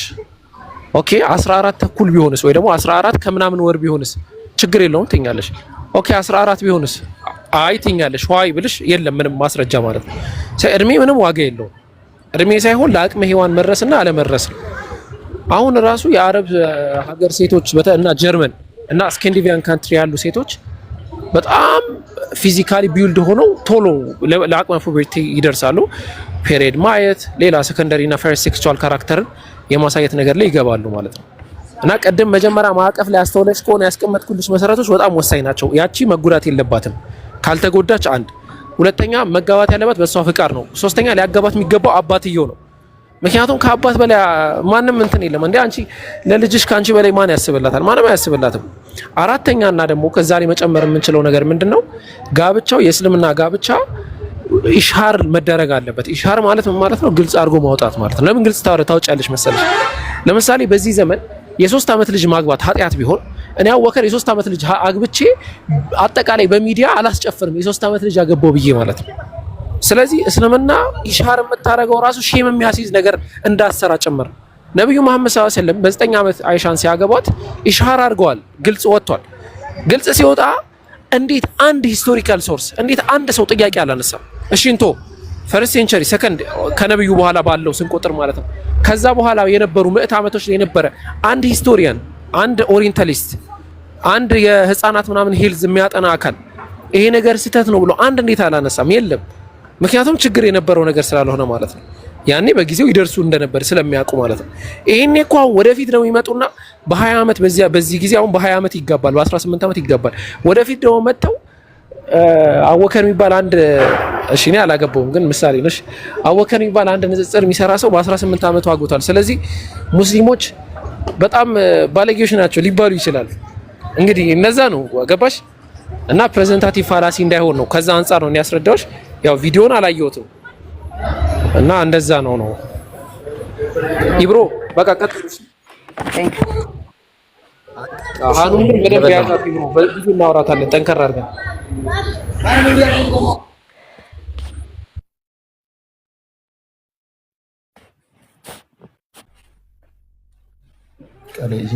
ማውራት ትችላላችሁ ያ ጀማ። እኔ ምግብ እየበላው ነው እየተቀየራችሁ በቃ እኔ ኔትወርክ ሊያስቸግረኝ ስለሚችል ነው። ቀጥሉ በቃ ኢንሻአላህ። አነስ አለ። ሰላም አለይኩም። አለይኩም ሰላም። አንሳና ከፈለክ ማውራት ትችላለህ። ከፈለክ ኢንሻአላህ የፈለከው ማለት ትችላለህ። ቀጥሉ። እሺ ያ የቅድሞ ሀሳብ በደንብ ሁሉም ሰው ተብራርቷል ብዬ አስባለሁ። በደንብ ማለት ነው። ግን ክርስቲያኖች እዚህ 1000 ሰው ስላላቸው አንድ ሀሳብ ላንሳና እዚሁ ላይ ወደ ሌላ ሰው እናልፋለን ማለት ነው። በክርስትና የጋብቻ ኤጅ ምንድነው? ራሱ ስንት አመት ነው ሴት ልጅ ማግባት አለባት የሚባለው? በስንት አመቷ ነው ራሱ ማለት ነው። ከመተቸታችሁ በፊት ይህን መጀመሪያ ቼክ አድርጎ ነው። ለምሳሌ በኦርቶዶክስ ፍትሐ ነገሥት ላይ ቃል በቃል ኦርቶዶክስ ምን ብላ ታስቀምጣለች? በ12 አመት ሴት ልጅ ማግባት እንደምትችል ታስቀምጣሉ ኦርቶዶክሶች ማለት ነው። ከዛ በኋላ ካቶሊኮች ጋራ ስንመጣ the father of the Catholic Church ቶማስ አኳይነስ ምን በማለት ይናገራል? ሴት ልጅ በ12 አመቷ ማግባት ትችላለች እያለ ይናገራል። የቤተ ክርስቲያን አባት የሆነ ኦሪገን በተጨማሪ አሁን ምን በማለት ይናገራል? ሴት ልጅ በ12 አመቷ ማግባት ትችላለች በማለት ይናገራል። ኢቭን ከዛ በታችም ፕሮቴስታንት ጋራ ስንመጣ ማርቲን ሉተር የፕሮቴስታንቲዝም መስራች የሆነው ሴት ልጅ ከ7 አመቷ ጀምሮ ማግባት ትችላለች በማለት ያስቀምጣል። እነዚህን እንዳለ ብንደረድር ማለት ነው አያልቅም ያጀማ። መጀመሪያ እምነታችሁን ቼክ አድርጎና ከመተቸታችሁ በፊት ድንጋይ ከመወርወራችሁ በፊት መጀመሪያ ቤታችሁን ቼክ አድርጎ። ኦኬ፣ ምክንያቱም መስታወት ቤት ውስጥ ሆናችሁ ድንጋይ አትወርወሩ፣ ጥሩ አይመጣምና። ኦኬ ሃኑ፣ ሌላ ጥያቄ አለሽ እስልምና ላይ? አይ ለአሁን የለኝም። ኦኬ ኢንኬዝ ሌላ ጥያቄ ምናምን ሊኖርሽ ይችላልና መከታተልም ትችላለሽ። ኢብሮም ምናምን እዚህ ጋር ያሉትን ወንድሞች ፎሎ አድርጋቸውና ሲገቡ ጥያቄ ሲኖርሽ ገብተሽ መጠየቅ ትችላለሽ። ኦኬ ነው ወረድላቸው ለሌሎች ቦታ ልቀቅ። ነው አትወራጂ፣ ችግር የለውም አለ ቦታ ተቀመጭ። እሺ ንግስት ሰላም ነው?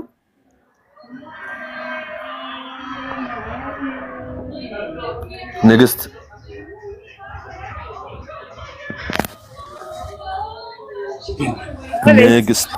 ሰላም አለይኩም። ሰላም ነው። ጥያቄ አለ? ወአለይኩም ሰላም። እስኪ ባለቤቴን አናግረው፣ እሱ ሊያናግር ፈልጎ ነው። ሄሎ ሰላም አለይኩም። ወአለይኩም ሰላም። እኔ የምልህ አንድ አስተያየት ለመስጠት ነው። ብዙም ጥያቄ የለኝም። ክርስቲያኖች ሲመጡ ወደ እናንተ ኦርቶዶክሶች ማለት ነው የነሱ ተማሪዎች ምናምን አሉ አይደል? እየገፉ ስለሚልኳቸው ብዙም እንትን ብለው አይመጡም። ለሙግት ነው የሚመጡ። ሲመጡ ማለት ነው ለመቀበል እስልምናውን ቸክ ለማድረግ ምናምን አይደለም የሚመጡ። እስልምናውን ለመቀበል አይደለም። ቀጥሉ። ቢላሱ አስከብሩ።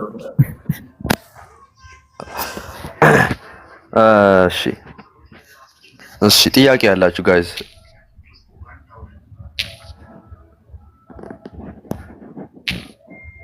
ጥያቄ ያላችሁ?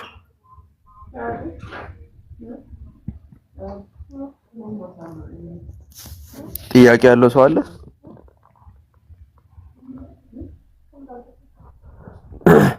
ወይ ርዕስ አንስተን እናወራበታለን ማትገቡ ከሆነ ማለት ነው። ኦኬ ሶዳ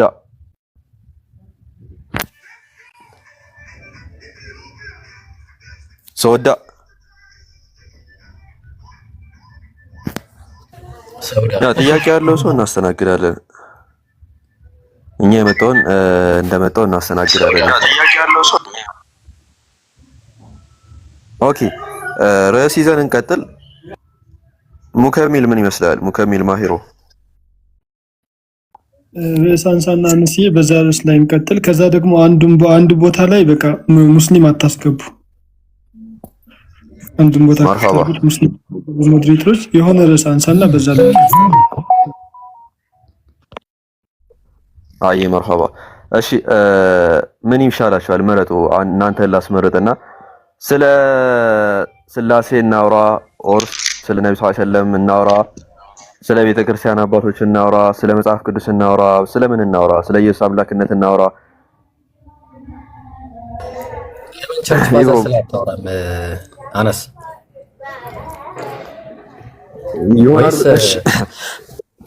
ይቅር ሌላ ጊዜው ያ ለጊዜው እንደዛ እናደርገው። አይገቡም ያንን እናደርጋለን። አይሞግቱም። አነስ ምን አልከኝ? አይሞግቱም። ፋዘሮች ከተነሳ አይሞግቱም፣ አይገቡም። መርሐባ። ስለ ስላሴ እናውራ። ምን ይመስላችኋል?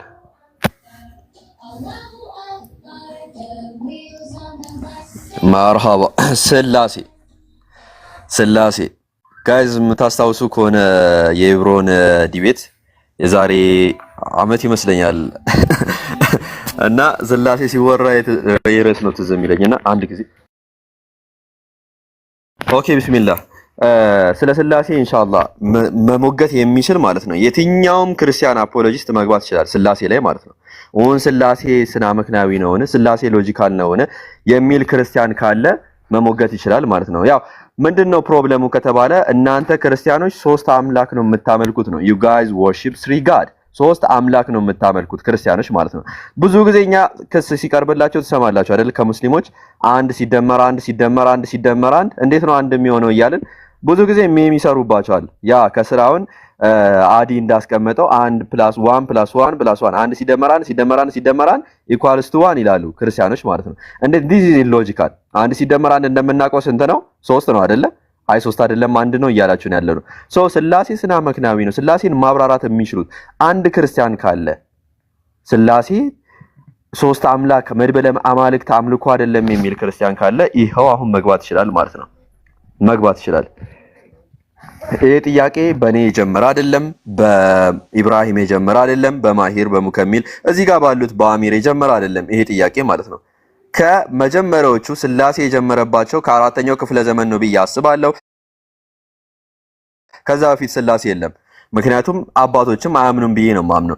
ከአራተኛው ክፍለ ዘመን ጀምሮ ይሄ ጥያቄ የቤተ ክርስቲያን አባቶች ሲቸገሩበት የነበረ መመለስ አቅቷቸው ሲቸገሩበት የነበረ ጥያቄ ነው። የቤተ ክርስቲያን አባቶች ማለት ነው።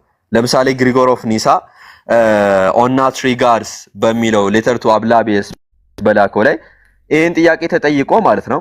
ጥያቄውን ላስቀምጥላችሁ። ፒተር ጄምስ ኤንድ ጆን ቢይንግ ኢን ዋን ሂውመን ኔቸር አር ኮልድ ስሪ ማን አለ። ጴጥሮስ ዮሐንስ እና ጄምስ አንድ ሰውነትን ይጋራሉ፣ ነገር ግን ሶስት ሰዎች ነው የምንላቸው አለ። and there is no absurdity in describing those who are united in nature በማለት ይናገራል። በዚህ ምክንያት in this case ለምንድነው አብ ወልድ መንፈስ ቅዱስን ሶስት አምላክ ማንላቸው ነው እያለ ያለው? ምክንያቱም አንድ አይነት ምንነትን ስለሚጋሩ ማለት ነው። ሶስት አምላክ እንላቸዋለን አለ።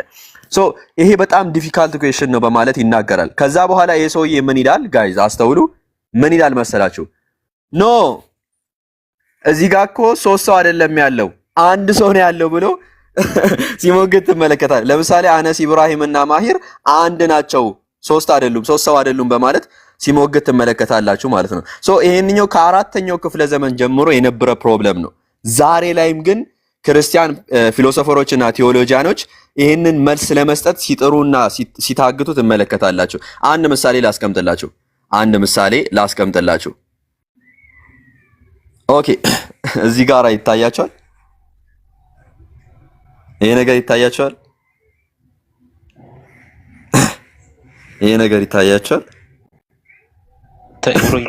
ነው አነስ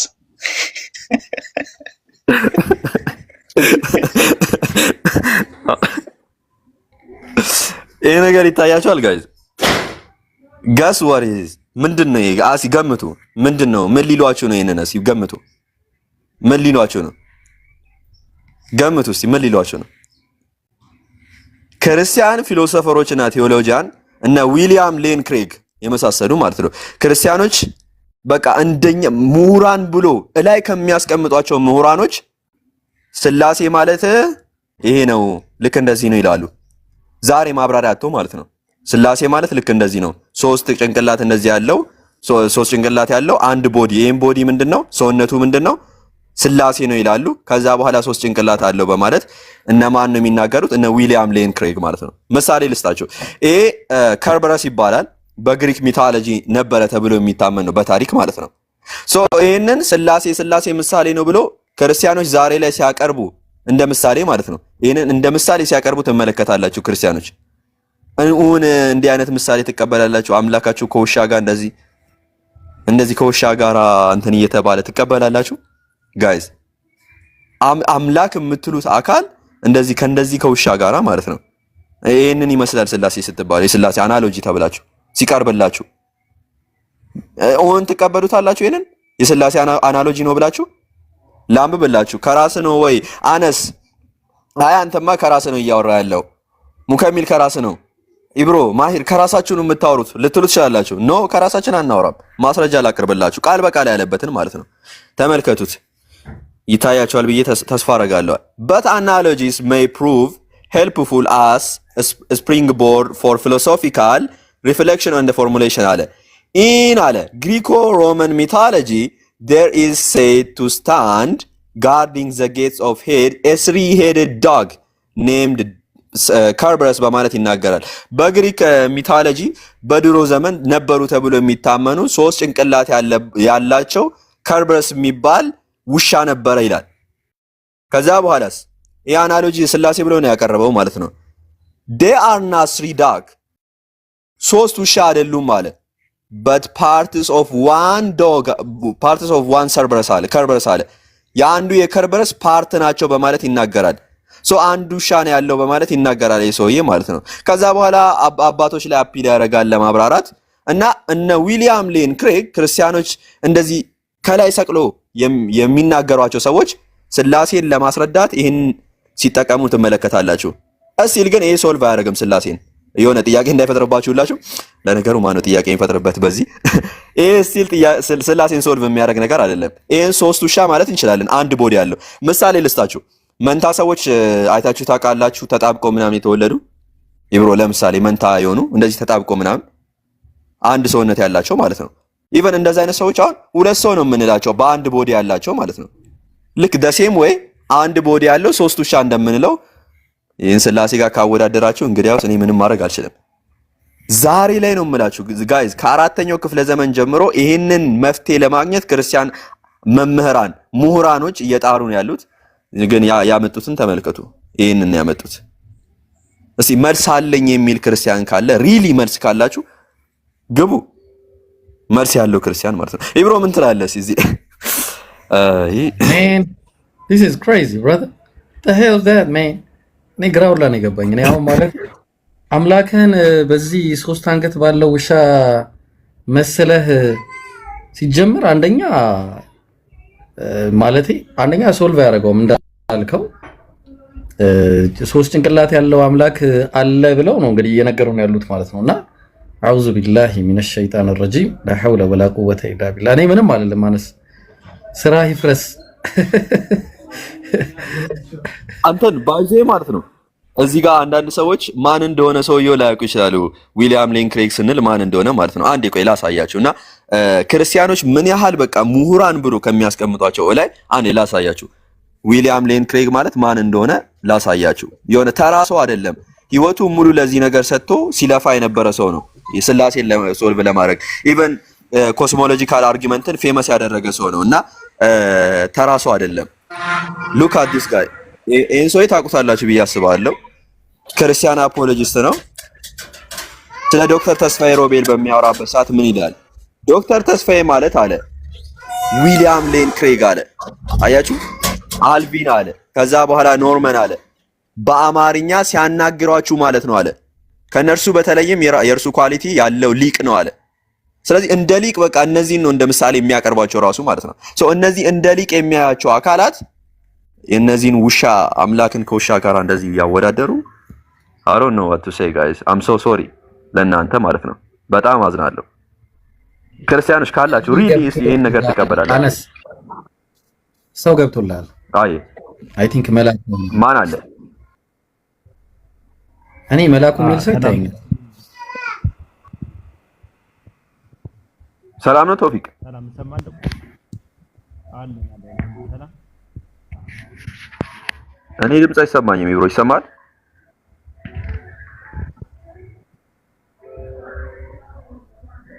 መላኩ ይሰማል? ይሰማል። አሁን አይሰማም?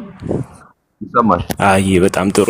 የሆነ ጥያቄ ነበረኝና ልጠይቅ ነበር አመጣጤ ነበረው። ቆይ ጥያቄ ጠይቃለሁ። ሙስሊም ነው መሰለኝ አይደል? አዎ ነኝ። አዎ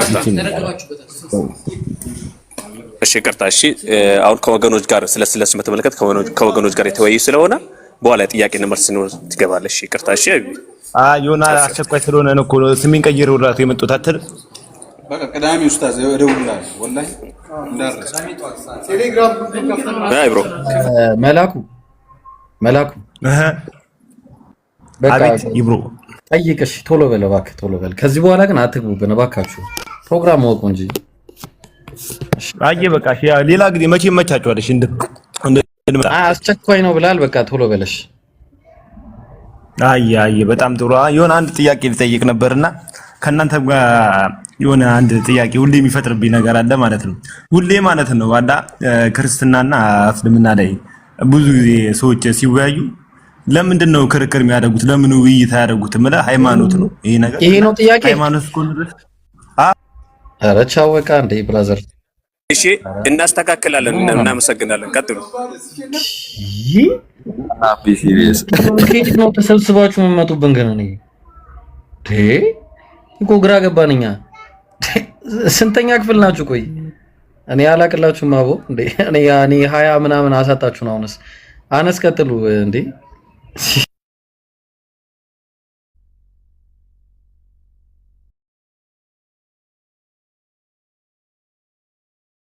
ዳት መስሉ ሰዎች ግቡ አሁን ማለት ነው። እና ቢያንስ ጥያቄ ያላችሁ ብላችሁ እንደዚህ አስቆማችሁን ምናምን እንዲህ አይነት ነገር አይሰራም። ኦኬ ክርስቲያኖች ካላችሁ መግባት ትችላላችሁ ማለት ነው። ኤልፒቲ ወይንም ሎጂካል ፕሮብለም ኦፍ ዘ ትሪኒቲን ሶልቭ ማድረግ እንችላለን የሚል መልስ መስጠት እንችላለን፣ ለዚህ ለፕሮብለሙ ሶሉሽን ማቅረብ እንችላለን፣ መፍትሄ ማቅረብ እንችላለን ለቀረበው ችግር የሚል ክርስቲያን ካለ ይሄውም የድሮውም ፈረሱም የናንተ ነው። ገብታችሁ መልስ መስጠት ትችላላችሁ ማለት ነው። ለስላሴ መልስ መስጠት እንችላለን የሚል ክርስቲያን ካለ ይሄው መግባት ይችላል። መልስ መስጠት የሚችል ክርስቲያን ካለ ማለት ነው። ከሌለ ደግሞ ማሂሮና ሙከሚል ሐሳብ ካላችሁ ሐሳባችሁን አስቀምጡና ወደ ዝርዝር ሐሳብ እንሄዳለን ኢንሻአላህ። ሙከሚል አለ? አይ ሐሳብ የለኝም። እኔ እንኳን ኢብሮን ምግቡን ያስጣልከው ነው የመሰለኝ። ኢብሮ ግን ጠግበሃል ወይስ ምስሉን ሲያሳይ ነው ጤላ የመጣው? ነገርየው ራሱ አጥጋቢ አይደለ እንዴ? ቢስሚላ ሶስቱ ነው እኮ እንደዚህ ማለት ነው።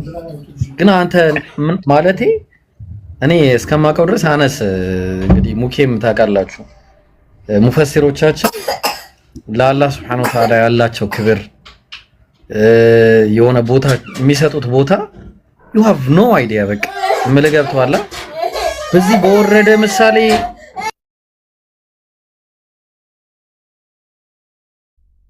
የምር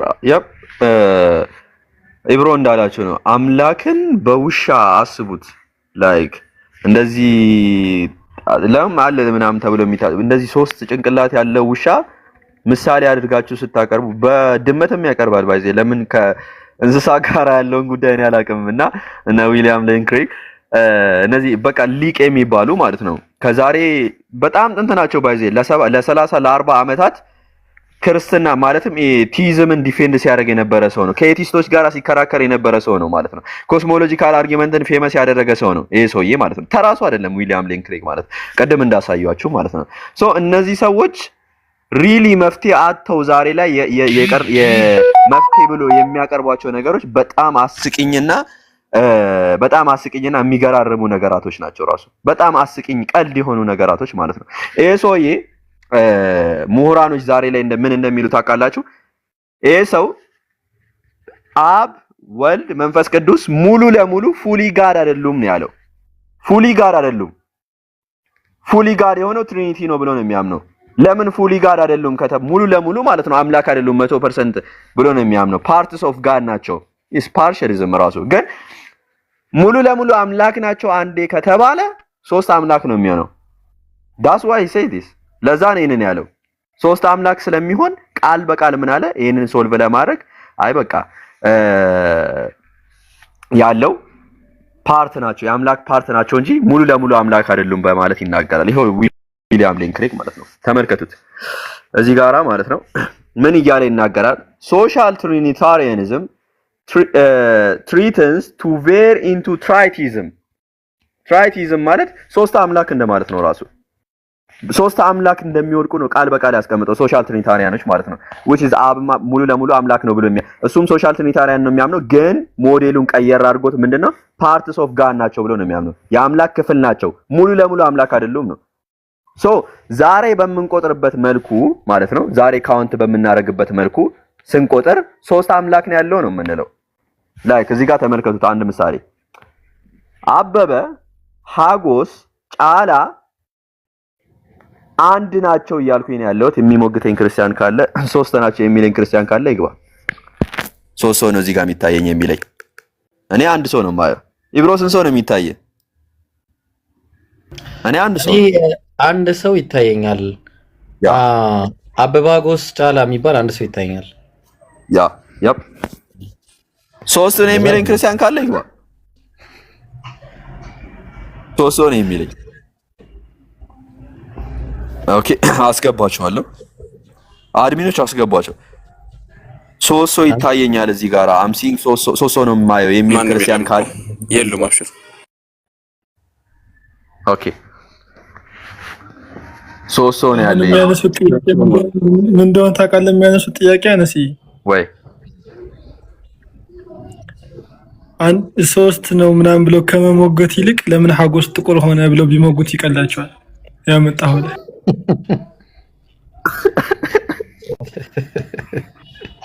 አንድ ሶስት ነው ምናምን ብለው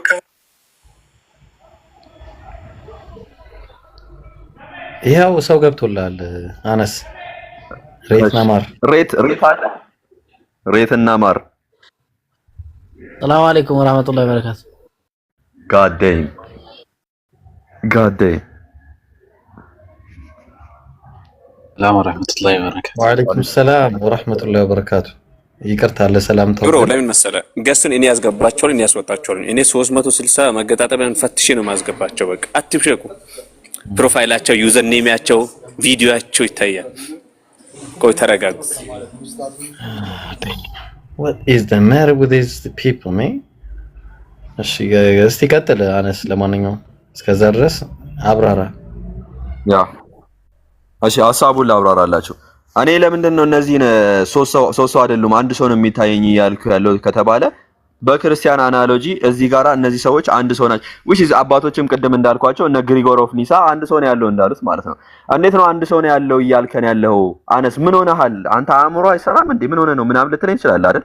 ኖ ክርስቲያኖች እዚህ ጋራ የምታዩቸውን ሶስት ሽማግሌ እዚህ ጋራ ተቀምጦ እያዩ እስቲል አንድ ሽማግሌ ነው ያለው እያሉ ነው ያሉት። አንድ አምላክ ነው እዚህ ጋር ያለው ሽማግሌ። ይሄ አብ ነው፣ ይሄ ወልድ ነው፣ ይሄ መንፈስ ቅዱስ ነው። እዚህ ጋር ሶስት ሽማግሌ እያዩ አይ ያለው አንድ ሽማግሌ ነው እየተባለ ነው ያለ ነው። ሃው ይሄ አንድ ሽማግሌ ከተባለ እዚህ ጋር ለምንድን ነው አንድ ሰው የማይባለው? የዚህ ጋር ያሉት ወጣት ናቸው። እሺ ወጣት የማይባለው ናግባ ዊክ አናሎጂ ያልከው ያብ ናግባ። ይሄው ኢንቫይት አድርጌያለሁ ናግባ። ተነግረናል እንዴት ዊክ አናሎጂ እንደሆነ ማለት ነው። he's not gonna come he is not gonna come ያ ክርስቲያኖች የኮሜንት አርበኛ አትሆኑ ጋይስ። እንደ መምህራኖቻቸውም ባይዜ ከኮሜንት እያለፉ አይደለም እና እንደ የኮሜንት አርበኛ አትሆኑ። ወንድ ሁኑና ስቴፕ አፕ ማለት ነው። ከዛ ዳውድ ናቸው። እሺ እንዳታስደነግጧቸው ደግሞ። እሺ ማሻአላ አንዴ ሰላም እንበላቸው። አነሳ አንዴ። እሺ ሰላም አለይኩም ኡስታዝ። ወአለይኩም ሰላም ወረህመቱላህ። ኡስታዝ አይደለሁም። ያው እሺ፣ ደህና ናችሁ? እንዴት ነው? አልሐምዱሊላህ። እንዴት ናችሁ? አልሐምዱሊላህ ሁሉ ሰላም፣ ደህና ናችሁ? በጣም በጣም ደስ ብሎኛል ስላገኘኋችሁ። እንኳን ደህና መጡልን። ወላሂ እኛም በጣም ደስ ብሎናል። እድሉን ካገኘሁ ብዬ ነው እንጂ ብዙ ጊዜ ሞክራለሁ ለመግባት አንዳንዴ ሲመቸኝ። ማሻአላህ። ኧረ እንኳን መጣችሁ እንዴ! በጣም ደስ ብሎናል ወላሂ። መዛየሩ ኸይር። ኧረ አንዳንዴ እየመጣችሁ ነሲሃም ጥሩ ነው። እኛ ያው በንጽጽር ላይ ኢንሻአላህ ያው ብዙ ጊዜ ስለምንዳረቅ የልባችን ጉዳይ ያው ነሲሃ ይፈልጋል አንዳንዴና ህዝቡም የልብ መራስን ስለሚፈልግ አንዳንዴ ኢንሻአላህ እየመጣችሁ ዘይሩ ኢንሻአላህ። ኧረ ነሲሃማ ለሁላችንም ነው። ሁላችንም ነሲሃ ያስፈልገናል። አዎ ሐቅ ነው፣ ትክክል። ፎሎ አድርጓቸው እሺ። ፎሎ ያላደረጋችሁ ካላችሁ ሁላችሁም ኡስታዝን ፎሎ አድርጉ ኢንሻአላህ። ማውራት የሚፈልጉት ነገር ካለ ቅድሚያ አነስቶት አብሽሩ ኡስታዝ። ኧረ ምንም የለም፣ ለመከታተል ነው አጋጣሚ። በዛውም ሰላበላችሁ ልበላችሁ።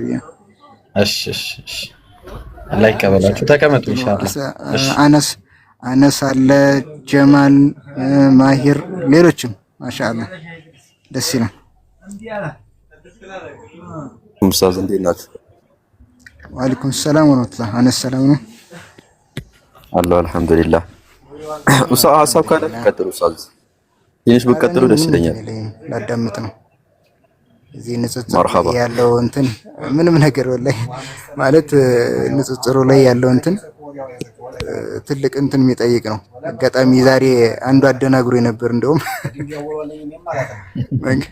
መንገድ ላይ አግኝቶኝ እና አብሽሩ ኡስታዝ ይጠይቃል። አላህ ይጨምርላችሁ። የምትሰሩ ስራ ትልቅ ስራ ነው እየተሰራ ያለው ስራ ወላሂ በጣም በጣም ትልቅ በኢስላም ላይ ትልቅ በርን ነው የዘጋችሁልን። ማለት እርስ በርስ እንትን ሲባል በጣም ደስ ይላል እና ትልቅ መስመር ዘግታችሁ ያላችሁ ናችሁ። እንደዚህ አንድነት ተጠብቆ በተለይ ንጽጽር ላይ የሚሰሩ ሰዎች እንደዚህ አንድነት ጠብቃችሁ ስትጓዙ በጣም ደስ ይላል። ያለውን ነገር በውስጥ እንትን የተባለ በዚህ መልኩ ሲቀጥል ደስ ይላል። ማሻአላህ ንጽጽር ላይ ያሉ እንትኖች በቃ አጠቃላይ ኢስላምን ነው ወክላችሁ እየተንቀሳቀሳችሁ ያላችሁ። ስለዚህ በእናንተ በኩል ላይ የሚሰራው ስራ በጣም በጣም ትልቅ በርን ዘግቶ ነው ያለው። አልሐምዱሊላህ አላህ ይጨምርላችሁ ነው እንግዲህ። ሁሌም በዱዓ እንረሳችሁም። ደስ ይላል። በርቱልን፣ ጠንክሩ ኢንሻአላህ። ጀዛኩሙላሁ ኸይራን ኡስታዝ። ኢንሻአላህ እናንተም ትልቅ ስራ እየሰራችሁ ነው። አላህ ይቀበለን። ኢኽላስን አላህ እንዲሰጠን ዱዓ አድርጉልን። ጀዛኩሙላሁ ኸይራን ኡስታዝ። ኢንሻአላህ በቃ ሌላ ሰው የሚገባ ካለ ይግባና ኡስታዝ ተቀመጡ፣ እንዳትሄዱ፣ እዚሁ ተቀመጡ። አነስ ሰው እናስገባ አይደለ? ይግባል። ስላሴን እንግዲህ ዲፌንድ የሚያደርግልህ ሰው እንጃ ነው። እኔ ካመጣም አላውቅም። እኔ ካለ ሰው ካለ ክርስቲያን ካለ እንደ መምህራኖቻችሁ ጋይዝ የክርስቲያን መምህራን አይታችሁ ከሆነ አንድም መምህር ባይዜ ማለት ነው ስልችት ነው ያለን እኛ መጥራት ማለት ነው። ጠርተናቸው እየመጡ አይደለም፣ አይመጡም። ምዕመኑ መምህራን እየመጣ አይደለም። ማን ነው ዲፌንድ የሚያደርግላችሁ እምነታችሁን? ማን ነው የሚከላከልላችሁ ይሄንን እምነታችሁን ነው እያልኳችሁ ያለሁት። ማን ነው ስላሴን ከሶስት አምላክ አምልኮ የሚያድነው ነው? ሶስት አምላክ ከመሆን የሚያድነው ማን ነው? የቅድሙ ምሳሌ ትቀበሉታላችሁ? ያቀረቡትን የቅድሙ ምሳሌ የከርበረስን የውሻውን ምሳሌ ትቀበሉታላችሁ? ለአምላካችሁ ሪሊ ጋይዝ ትቀበሉታላችሁ? ክርስቲያኖች ካላችሁ በጣም ብዙ ተለፍቶበታል ይሄንን ሶልቭ ለማድረግ በጣም ብዙ መጽሐፍ ጋይዝ ምሁራን ማለት ነው የተለያየ ሞዴል የተለያየ ነገር እያቀረቡ እርስ በእርስ ዲኬድ ማለት ነው ለአስርተ ዓመታት መልስ ሲሰጣጡ ያንተ መልስ ያንተ ችግር አለበት ያንተ እንደዚህ ችግር አለበት እየተባባሉ እርስ በእርስ ክርስቲያን መምህራን ነው የሚሉት ምላችሁ ማለት ነው ፊሎሶፈሮች እና ቴዎሎጂያን። ለምሳሌ እነ ቦብ ብራንሰን ከዊሊያም ሌን ክሬግ ጋር ዊሊያም ሌን ክሬግ ከዊሊያም ሃስከር ጋር ከነስካት ዊሊያም ጋር ከነብራያን ለፍቶ ጋር እነዚህ እርስ በእርስ ያንተ ሞዴል እንዲህ አይነት ችግር አለበት እየተባባሉ ክሪቲሳይዝ ሲደራረጉ ሲተቻቹ እንመለከታለን። ሶ በዚህ ልክ መምህራኖቻችሁ እንኳን ለአመታት ሲከራከሩበት የነበረ ነገር ነውና ተራ ነገር አይደለም። ክርስቲያኖች የሆነ ዝም ብላችሁ የምታዩት ነገር አይደለም። ገብታችሁ ጠይቁ። እንዴት ነው አንድ የሚሆኑት? ሃው እንዴት ነው አንድ ሰው አለ የምትሉን ብላችሁ እዚህ ጋር መታችሁ ዲፌንድ እንኳን ማድረግ የማትችሉ ከሆነ መከላከል የማትችሉ ከሆነ ገብታችሁ ጠይቁ። መልስ የሚሰጣችሁ መልስ ደግሞ ይዛችሁ ቅረቡ እኛ ጋር we know that የሚመልሱላችሁ መልስ ማለት ነው። ሶ ያንንም ይዛችሁ ቅረቡ። ከዛ በኋላ ኢቭን ያ ሶልቭ ያደርጋል የሚለውንም ደግሞ እንመለከታለን። ሶ አንድ ኢብሮ ቀጥልና ኢቭን አንድ ቪዲዮ አሳያችኋለሁ። ቃል በቃል ክርስቲያን መምህራን ላይክ አለ የሚባሉ ማለት ነው ዲቤተሮቻቸው 3 አምላክ ነው ያለው ብሎ ቃል በቃል ሲናገሩ ከፍትላችኋለሁ። ጄዳየር ለምሳሌ ማለት ነው አሳያችኋለሁ። ኢብሮ ቀጥላ አንዴ። እሺ ያው እኔ ልቀጥል አይደለም ግን ያ ጀማ ወላሂ በጣም ነው የሚደብረው። ኮፒ እንትን ስታክ እያደረገብኝ ነውና ኮፒ ሊንክ አድርጉ እስቲ አንድ ጊዜ ላስቸግራችሁ። እሺ ትምህርቱ በጣም ያበደ ትምህርት ነው። ኮፒ ሊንክ ካላረጋችሁ ሊዘጋው ላይ ይችላል። ቀጥ እያለብኝ ነው። እሺ አነስ አንተ ሬዲ ኮንክ መክፈት ትችላለህ ኢንሻአላህ። ያው ስላሴ ያስተምሮ ምንም እንግዲህ አይተነዋል፣ ውይይት ላይም ታይቷል። ላበላብ ሆነው ነው የሚወጡት ምናምን። ስለዚህ አሁን አንተ ካለ ፊት ለፊት እንትን ካለ መክፈት ትችላለህ ኢንሻአላህ። እሺ ኢንሻአላህ ሌሎች ወንድሞች ካላችሁ መቀጠል ትችላላችሁ። እኔ ያው እየተቆራረጠብኝ ነውና ቀጥሉና አነስ ይቀጥላል ኢንሻአላህ። እስከዛው ድረስ ማለት ነው እዚህ ጋር ያሉ ገስት ላይ ያሉ ከሃኑ ውጪ ወንድሞችን ሁሉ ፎሎ አድርጉ። ኡስታዝ ሐሙድን ደግሞ በደንብ ፎሎ አድርጉት። በደንብ ፎሎ አድርጉት። መማር ማወቅ ስለ ዲኑ ጠለቅ ያለ ነገር ማወቅ የሚፈልግ ሰው ኡስታዝ ሐሙድን ፎሎ ያድርጉት ሁላችሁም ማለት ነው። ይሄ ኡስታዝ ሐሙዱ ፎሎ ብቻ ሳይሆን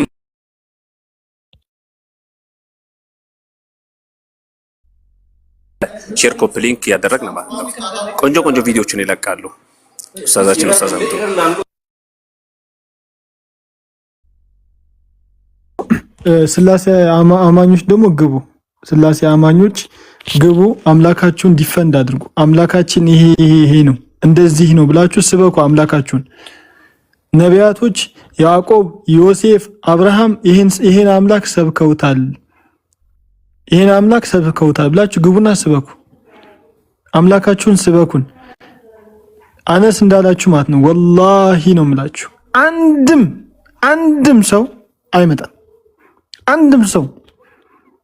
አንድም መምህር ለዲቤት አይመጣም። ኢብራሂም አቅርቧል፣ አነስ አቅርቧል፣ እኔ አቅርቤያለሁ፣ ሌሎችም እንደዛ። አንድም ሰው አይመጣም ስላሴን ዲፈንድ ለማድረግ አንድም ሰው። ወፈጣሪ ከሆነ ፈጣሪ ፍጡር ሆነ ብሎ ሊሰብክ ማንም አይመጣም። ግቡ፣ ካላችሁ ስበኩን ወገኖች፣ ግቡ እና አምላካችን ይሄ ነው። ነቢያቶች አምልከውታል፣ ዮሴፍ አምልኮታል፣ ያዕቆብ አምልኮታል። ለዚህ ነው የተላኩት። በዚህ ሰብኮታል። ሙሴ ስላሴን ሰብኳል ብላችሁ ንገሩን። ያዕቆብ ሰብኳል በሉን። ኖህ እስኪ ስላሴን የሰበከበትን አንድ ቦታ አሳዩን። ግቡና አንድ ቦታ ኖህ የሚያክል ትልቅ ነብይ ስላሴ የሰበከበትን ቦታ አንድ ቦታ አሳዩን። አንድ ግቡ። አንድ የለም። ነቢያቶች የማያውቁት ሰው የማያውቀው አስተምሮ ነው ያላችሁ። ግቡና ዲፈንድ አድርጉ በሁሉም በምትፈልጉት ርዕስ ማለት። አነስ ይቀጥል።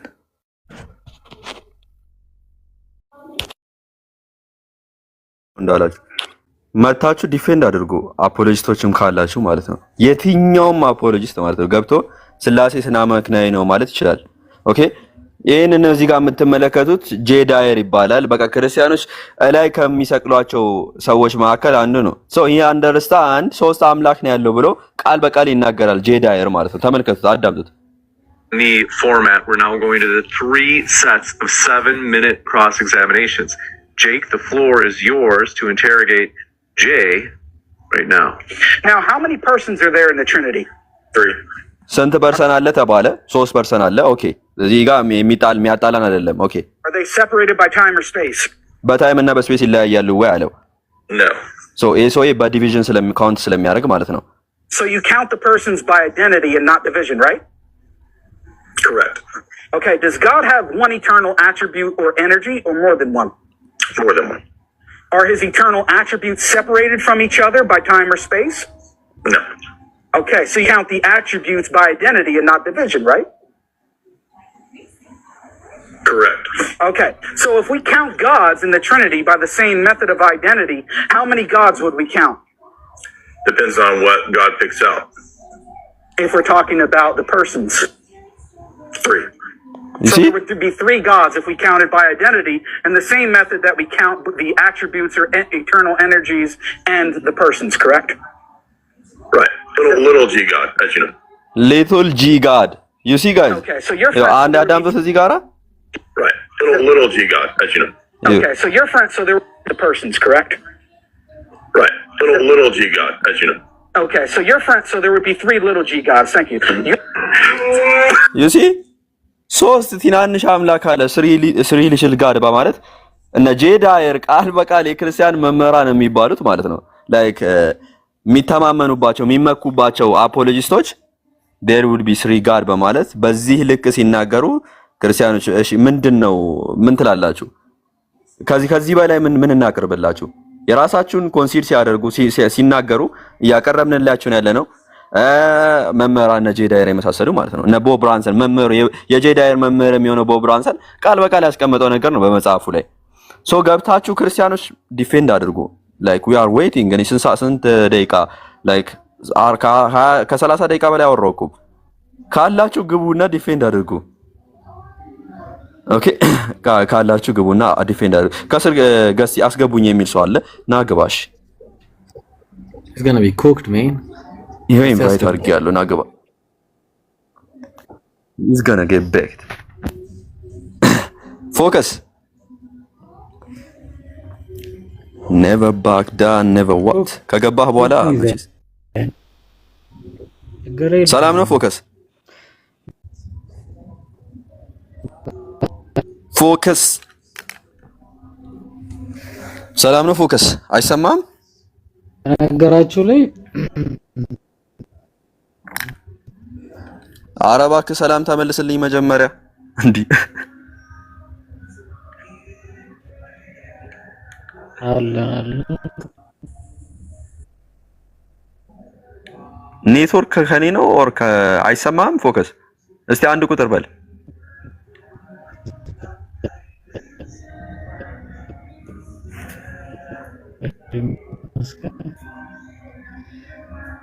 እስቲ ይሰማል?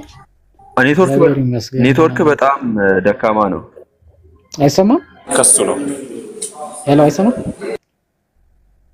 አሁን ትሰማለህ? ኦኬ ኡስታዝ እኔ አንተ የምትለው ይሰማኛል እኮ አንተ የምትለው ወጥቼ። እሺ አብ ወልድ መንፈስ ቅዱስ አምላክ ናቸው ብለህ ታምናለህ?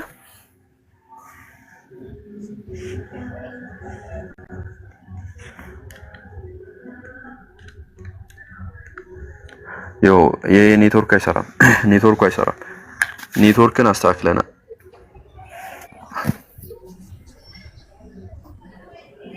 እሺ ሌላ ክርስቲያን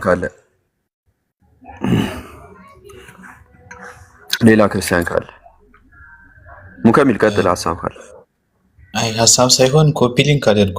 ኢብሮ ጋር እየተቆራረጠ ነው ያለውና ኮፒ ሊንክ አድርጉ። እስቲ 30 ሺህ ያስገቡት ኮፒ ሊንኩን ቶሎ በሉ።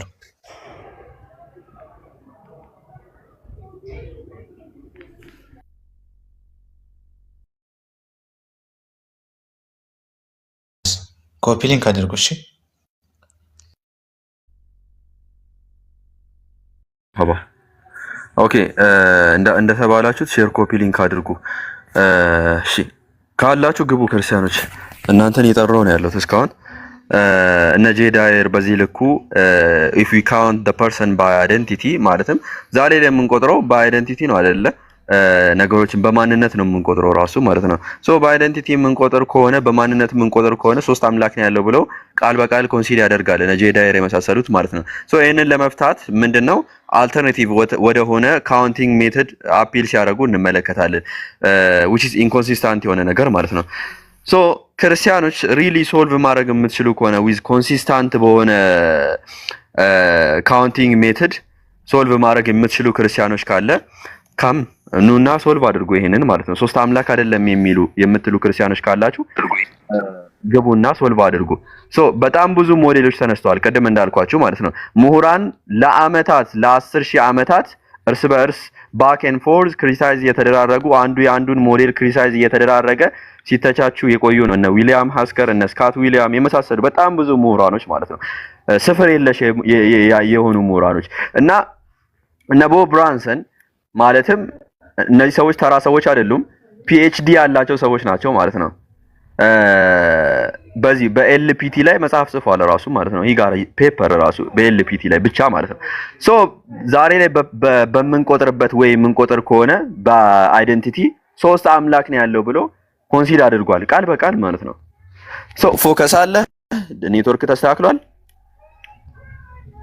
ይሄን እንዴት ነው ሶልቭ የምታደርጉት?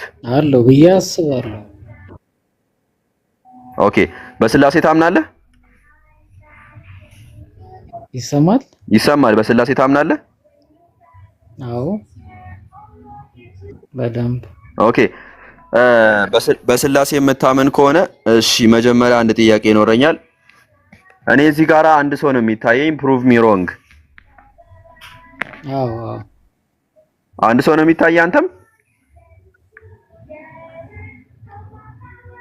ይሄ ሶስት ሰው ነው። ሶስት ሰው ነው የሚታየኝ።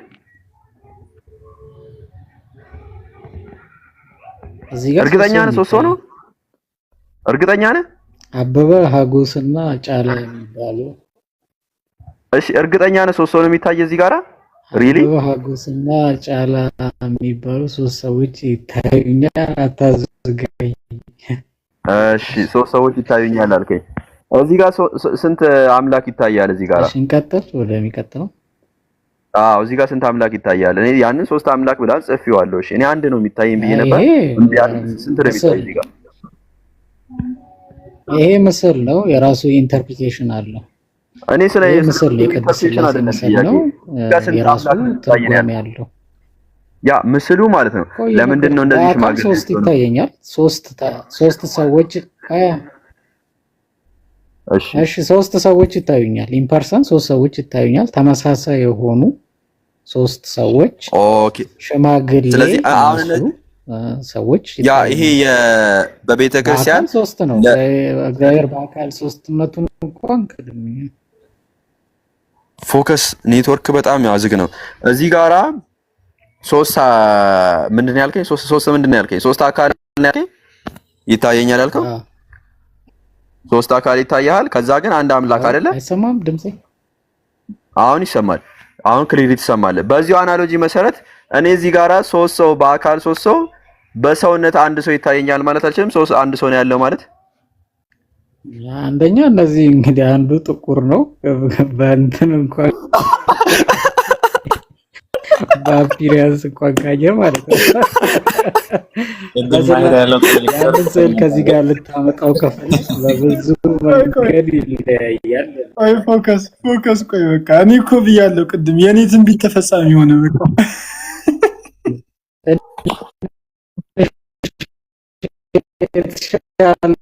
ስዕል ብታመጣ አሪፍ ነው ብዬ ነው።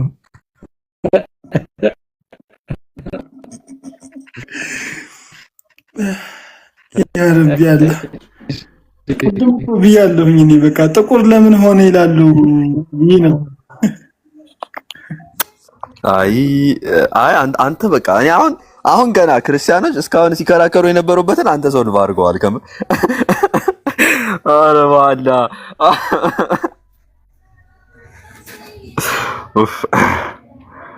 አላሁ አክበር። ኦኬ አንዱ ጥቁር ስለሆነ ነው ሶስት ሰው የታየ። ሮፎ ገዝ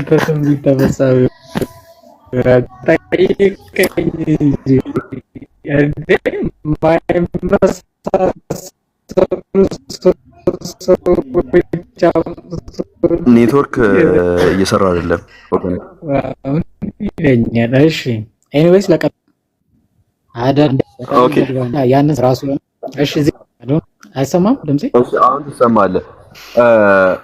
ያ መልካቸው ጋራ ስንመጣ ወደ መልክ እንመጣለን። መልክ ምንድነው የሚለው ማለት ነው። ነገር ግን እኔ እዚህ ጋር አርጊመንት እያስቀመጥኩልህ ያለሁት ምንድነው እዚህ ጋራ ኖ አንድ ሰው ነው የሚታየኝ እያልኩ ነው። ዋይ ለምንድን ነው አንድ ሰው የሚታይ ከተባለ ያው አንተ ቀደም እንዳልከው አንድ ምንነት ስላላቸው እዚህ ጋር እነዚህ አንድ ምንነት ስላላቸው አንድ አምላክ ነው የምንላቸው። በማንነት ሶስት ናቸው፣ በአካል ሶስት ናቸው፣ ግን በምንነት አንድ ናቸው አልከኝ። ኦኬ በዚሁ አናሎጂ መሰረት እነዚህም በማንነት ሶስት ናቸው፣ 3% ናቸው፣ ግን ምንነታቸው አንድ ያ ሰውነት ምንነት ስላለ ስለዚህ አንድ ሰው ናቸው ማለት አንችልም ወይ ነው ጥያቄው።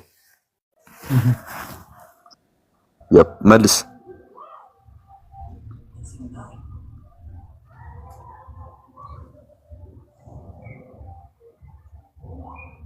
ዝም አልክ። አዎ እየሰማሁ ነው። ሁለቱም መልስ ሳስገቡ አነስ ይታየኛል። ምን አልከኝ ብሮ? የተሰማማችሁ ነው ወይ እንዴት ነው ነገሩ? ኔትወርክ ግራ ገብቶኝ ነው። ኔትወርክ ትንሽ ስለሚያዘግ ነው። እኔ እሱ ይሰማኛል፣ በደንብ ይሰማኛል እሱ።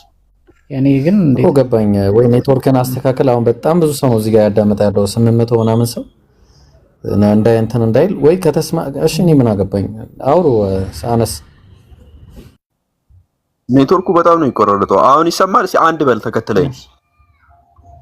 እኔ ይሰማኛል አንድ እሺ ጥያቄውን ድገምልኝ ያልከኝ። እሺ ልድገምልህ። እዚህ ጋራ ሶስት ሰዎች ነው ያሉ፣ አንድ ሰው ነው ያለው ማለት አንችልም ወይ ነው የኔ አርጊመንት። ለምን ከተባለ ባይ አናሎጂ ቅድም ስላሴ አናሎጂ ሲሰጥ ምሳሌ ሲሰጡ ምንድን ያልከኝ? አይ እዚህ ጋራ ሶስት አካል አለ፣ ነገር ግን አንድ ምንነት እሱም አምላክነት ምንነት ስላላቸው አንድ አምላክ ነው ያለው እንላለን አልከኝ። ኦኬ በዚህ አናሎጂ በዚሁ ምሳሌ መሰረት እዚህ ጋራ ሶስት ሰው ለምንድን ነው የምንለው ነው? ሶስት አካል አለ፣ አንድ ምንነት ሰውነትን ይጋራሉ። ታዲያ ለምንድን ነው እነዚህ አንድ ሰው የማይባሉት? ለምንድን ነው እኛ ስንቆጥር ሶስት ሰው የምንላቸው ነው እያልኩ ያለሁት። ያ ኦፍ ኮርስ ሰው መሆናቸው ያገናኛቸው። ለምሳሌ አካል ሶስት ናቸው፣ በመልክ ሶስት ናቸው። እዚህ ጋር የሚታዩ ሰው በመሆን ግን አንድ ናቸው። ሶስቱም የሂውማን ስፒሺስ ናቸው። ምንም ያ ሁማን ስፒሺስ ናቸው፣ ግን ካን ዊ ኮል ኢት them one human አንድ ሰው ብለን ልንጠራቸው እንችላለን። የለየውልህ እኮ ነው ሶስት የሆኑበትን አንድ የሆኑበትን እየነገርኩ ነው። በአካል ሶስት ናቸው፣ በስም ሶስት ናቸው፣ ሰው በመሆን ግን አንድ ናቸው። የእንስሳ ያ ተስማምተናል እኮ ግን ተስማምተናል። ግን እዚህ ስዕል ላይ ስንት ሰው ይታያል ብለህ ስንት ሰው ነው የምትለው ነው? በዚሁ አናሎጂ መሰረት ሶስት ሰው ታዲያ እዚህ ጋር ስንት አምላክ ነው የሚታይ ብለህ ስንት አምላክ ነው የሚታይ?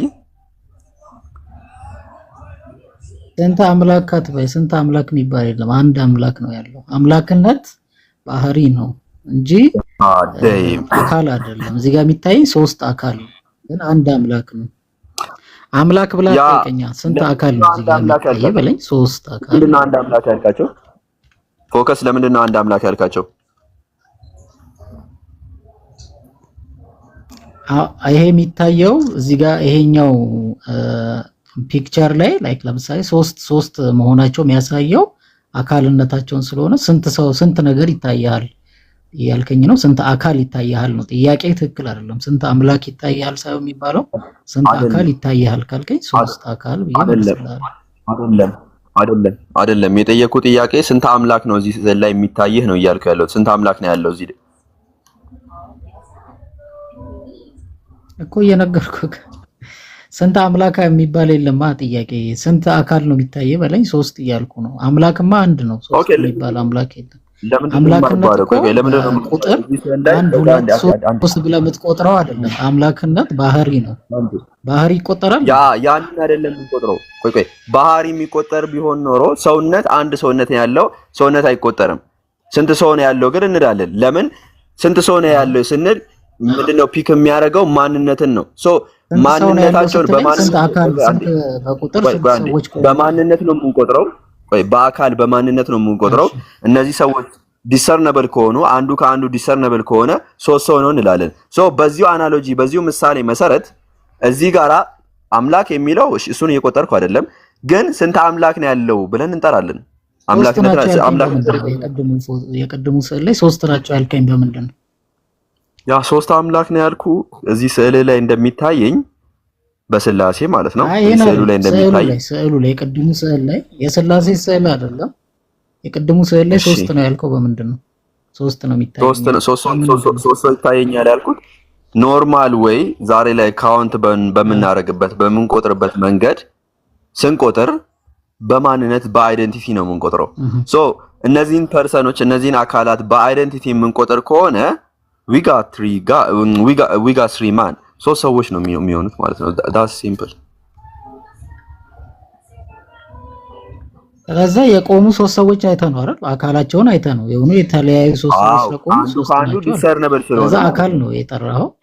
ለዛ እኔም እግዚአብሔር በአካል ሶስት መሆኑን አልክድም። ሶስት ናቸው። ያ በአካል ሶስት መሆኑን አሁን በጣም ግልጽ አደርግልሃለሁ። ይሄ ካልገባ እኔ ምንም ላደርግልህ አልችልም። አሁን በጣም ግልጽ አድርጌ እነግርሃለሁ። ያ በአካል ሶስት በመለኮት አንድ አልከኝ። እሺ ያ እኮ እያጣላን አይደለም። እንሂድም ምን እንደሆነ ምናምን ተወሱን እሱን እናስቀምጠውና አንተ ባልከው አናሎጂ መሰረት ግን እዚህ ጋር ስንት ሰው ነው ስለ ቀጥታ ሶስት ሰው ነው ትላለህ። ኖ በአካል አንድ ለምን በሰውነት አንድ በአካል ሶስት አትልም። ግን ስንት ሰው ነው ያለው ስለ ሶስት ሰው እዚህ ጋር ዲሰርነብል ስለሆነ አንዱ ከአንዱ ስንት ሰው ስለ ሶስት ሰው ትለኛለህ። አንዴ ሶስት ሰው ብለህ ማለት አንድ ናቸው አልኩ። አንድ የሰው ዘር ነው የሚታየው። ያ ይባላል ያ አይባልም አይደለም ያልኩ። ነገር ግን ስንት ሰው ናቸው ስለ ሶስት ሰው ናቸው ብለህ ቃል በቃል በግልጽ በሆነ መልኩ እንደምትመልሰልኝ ሁሉ ለምን ከተባለ በምንነት አንድ ምንነት ነው የሚጋሩት ያጣላን። ግን ስጠይቅ ያለምንም ማቅማማት ሶስት ሰው አለ እንደምትለኝ ሁሉ እዚህ ጋር ለምንድን ነው ሶስት አምላክ አለ ማትለኝ ነው እያልኩ ያለሁት።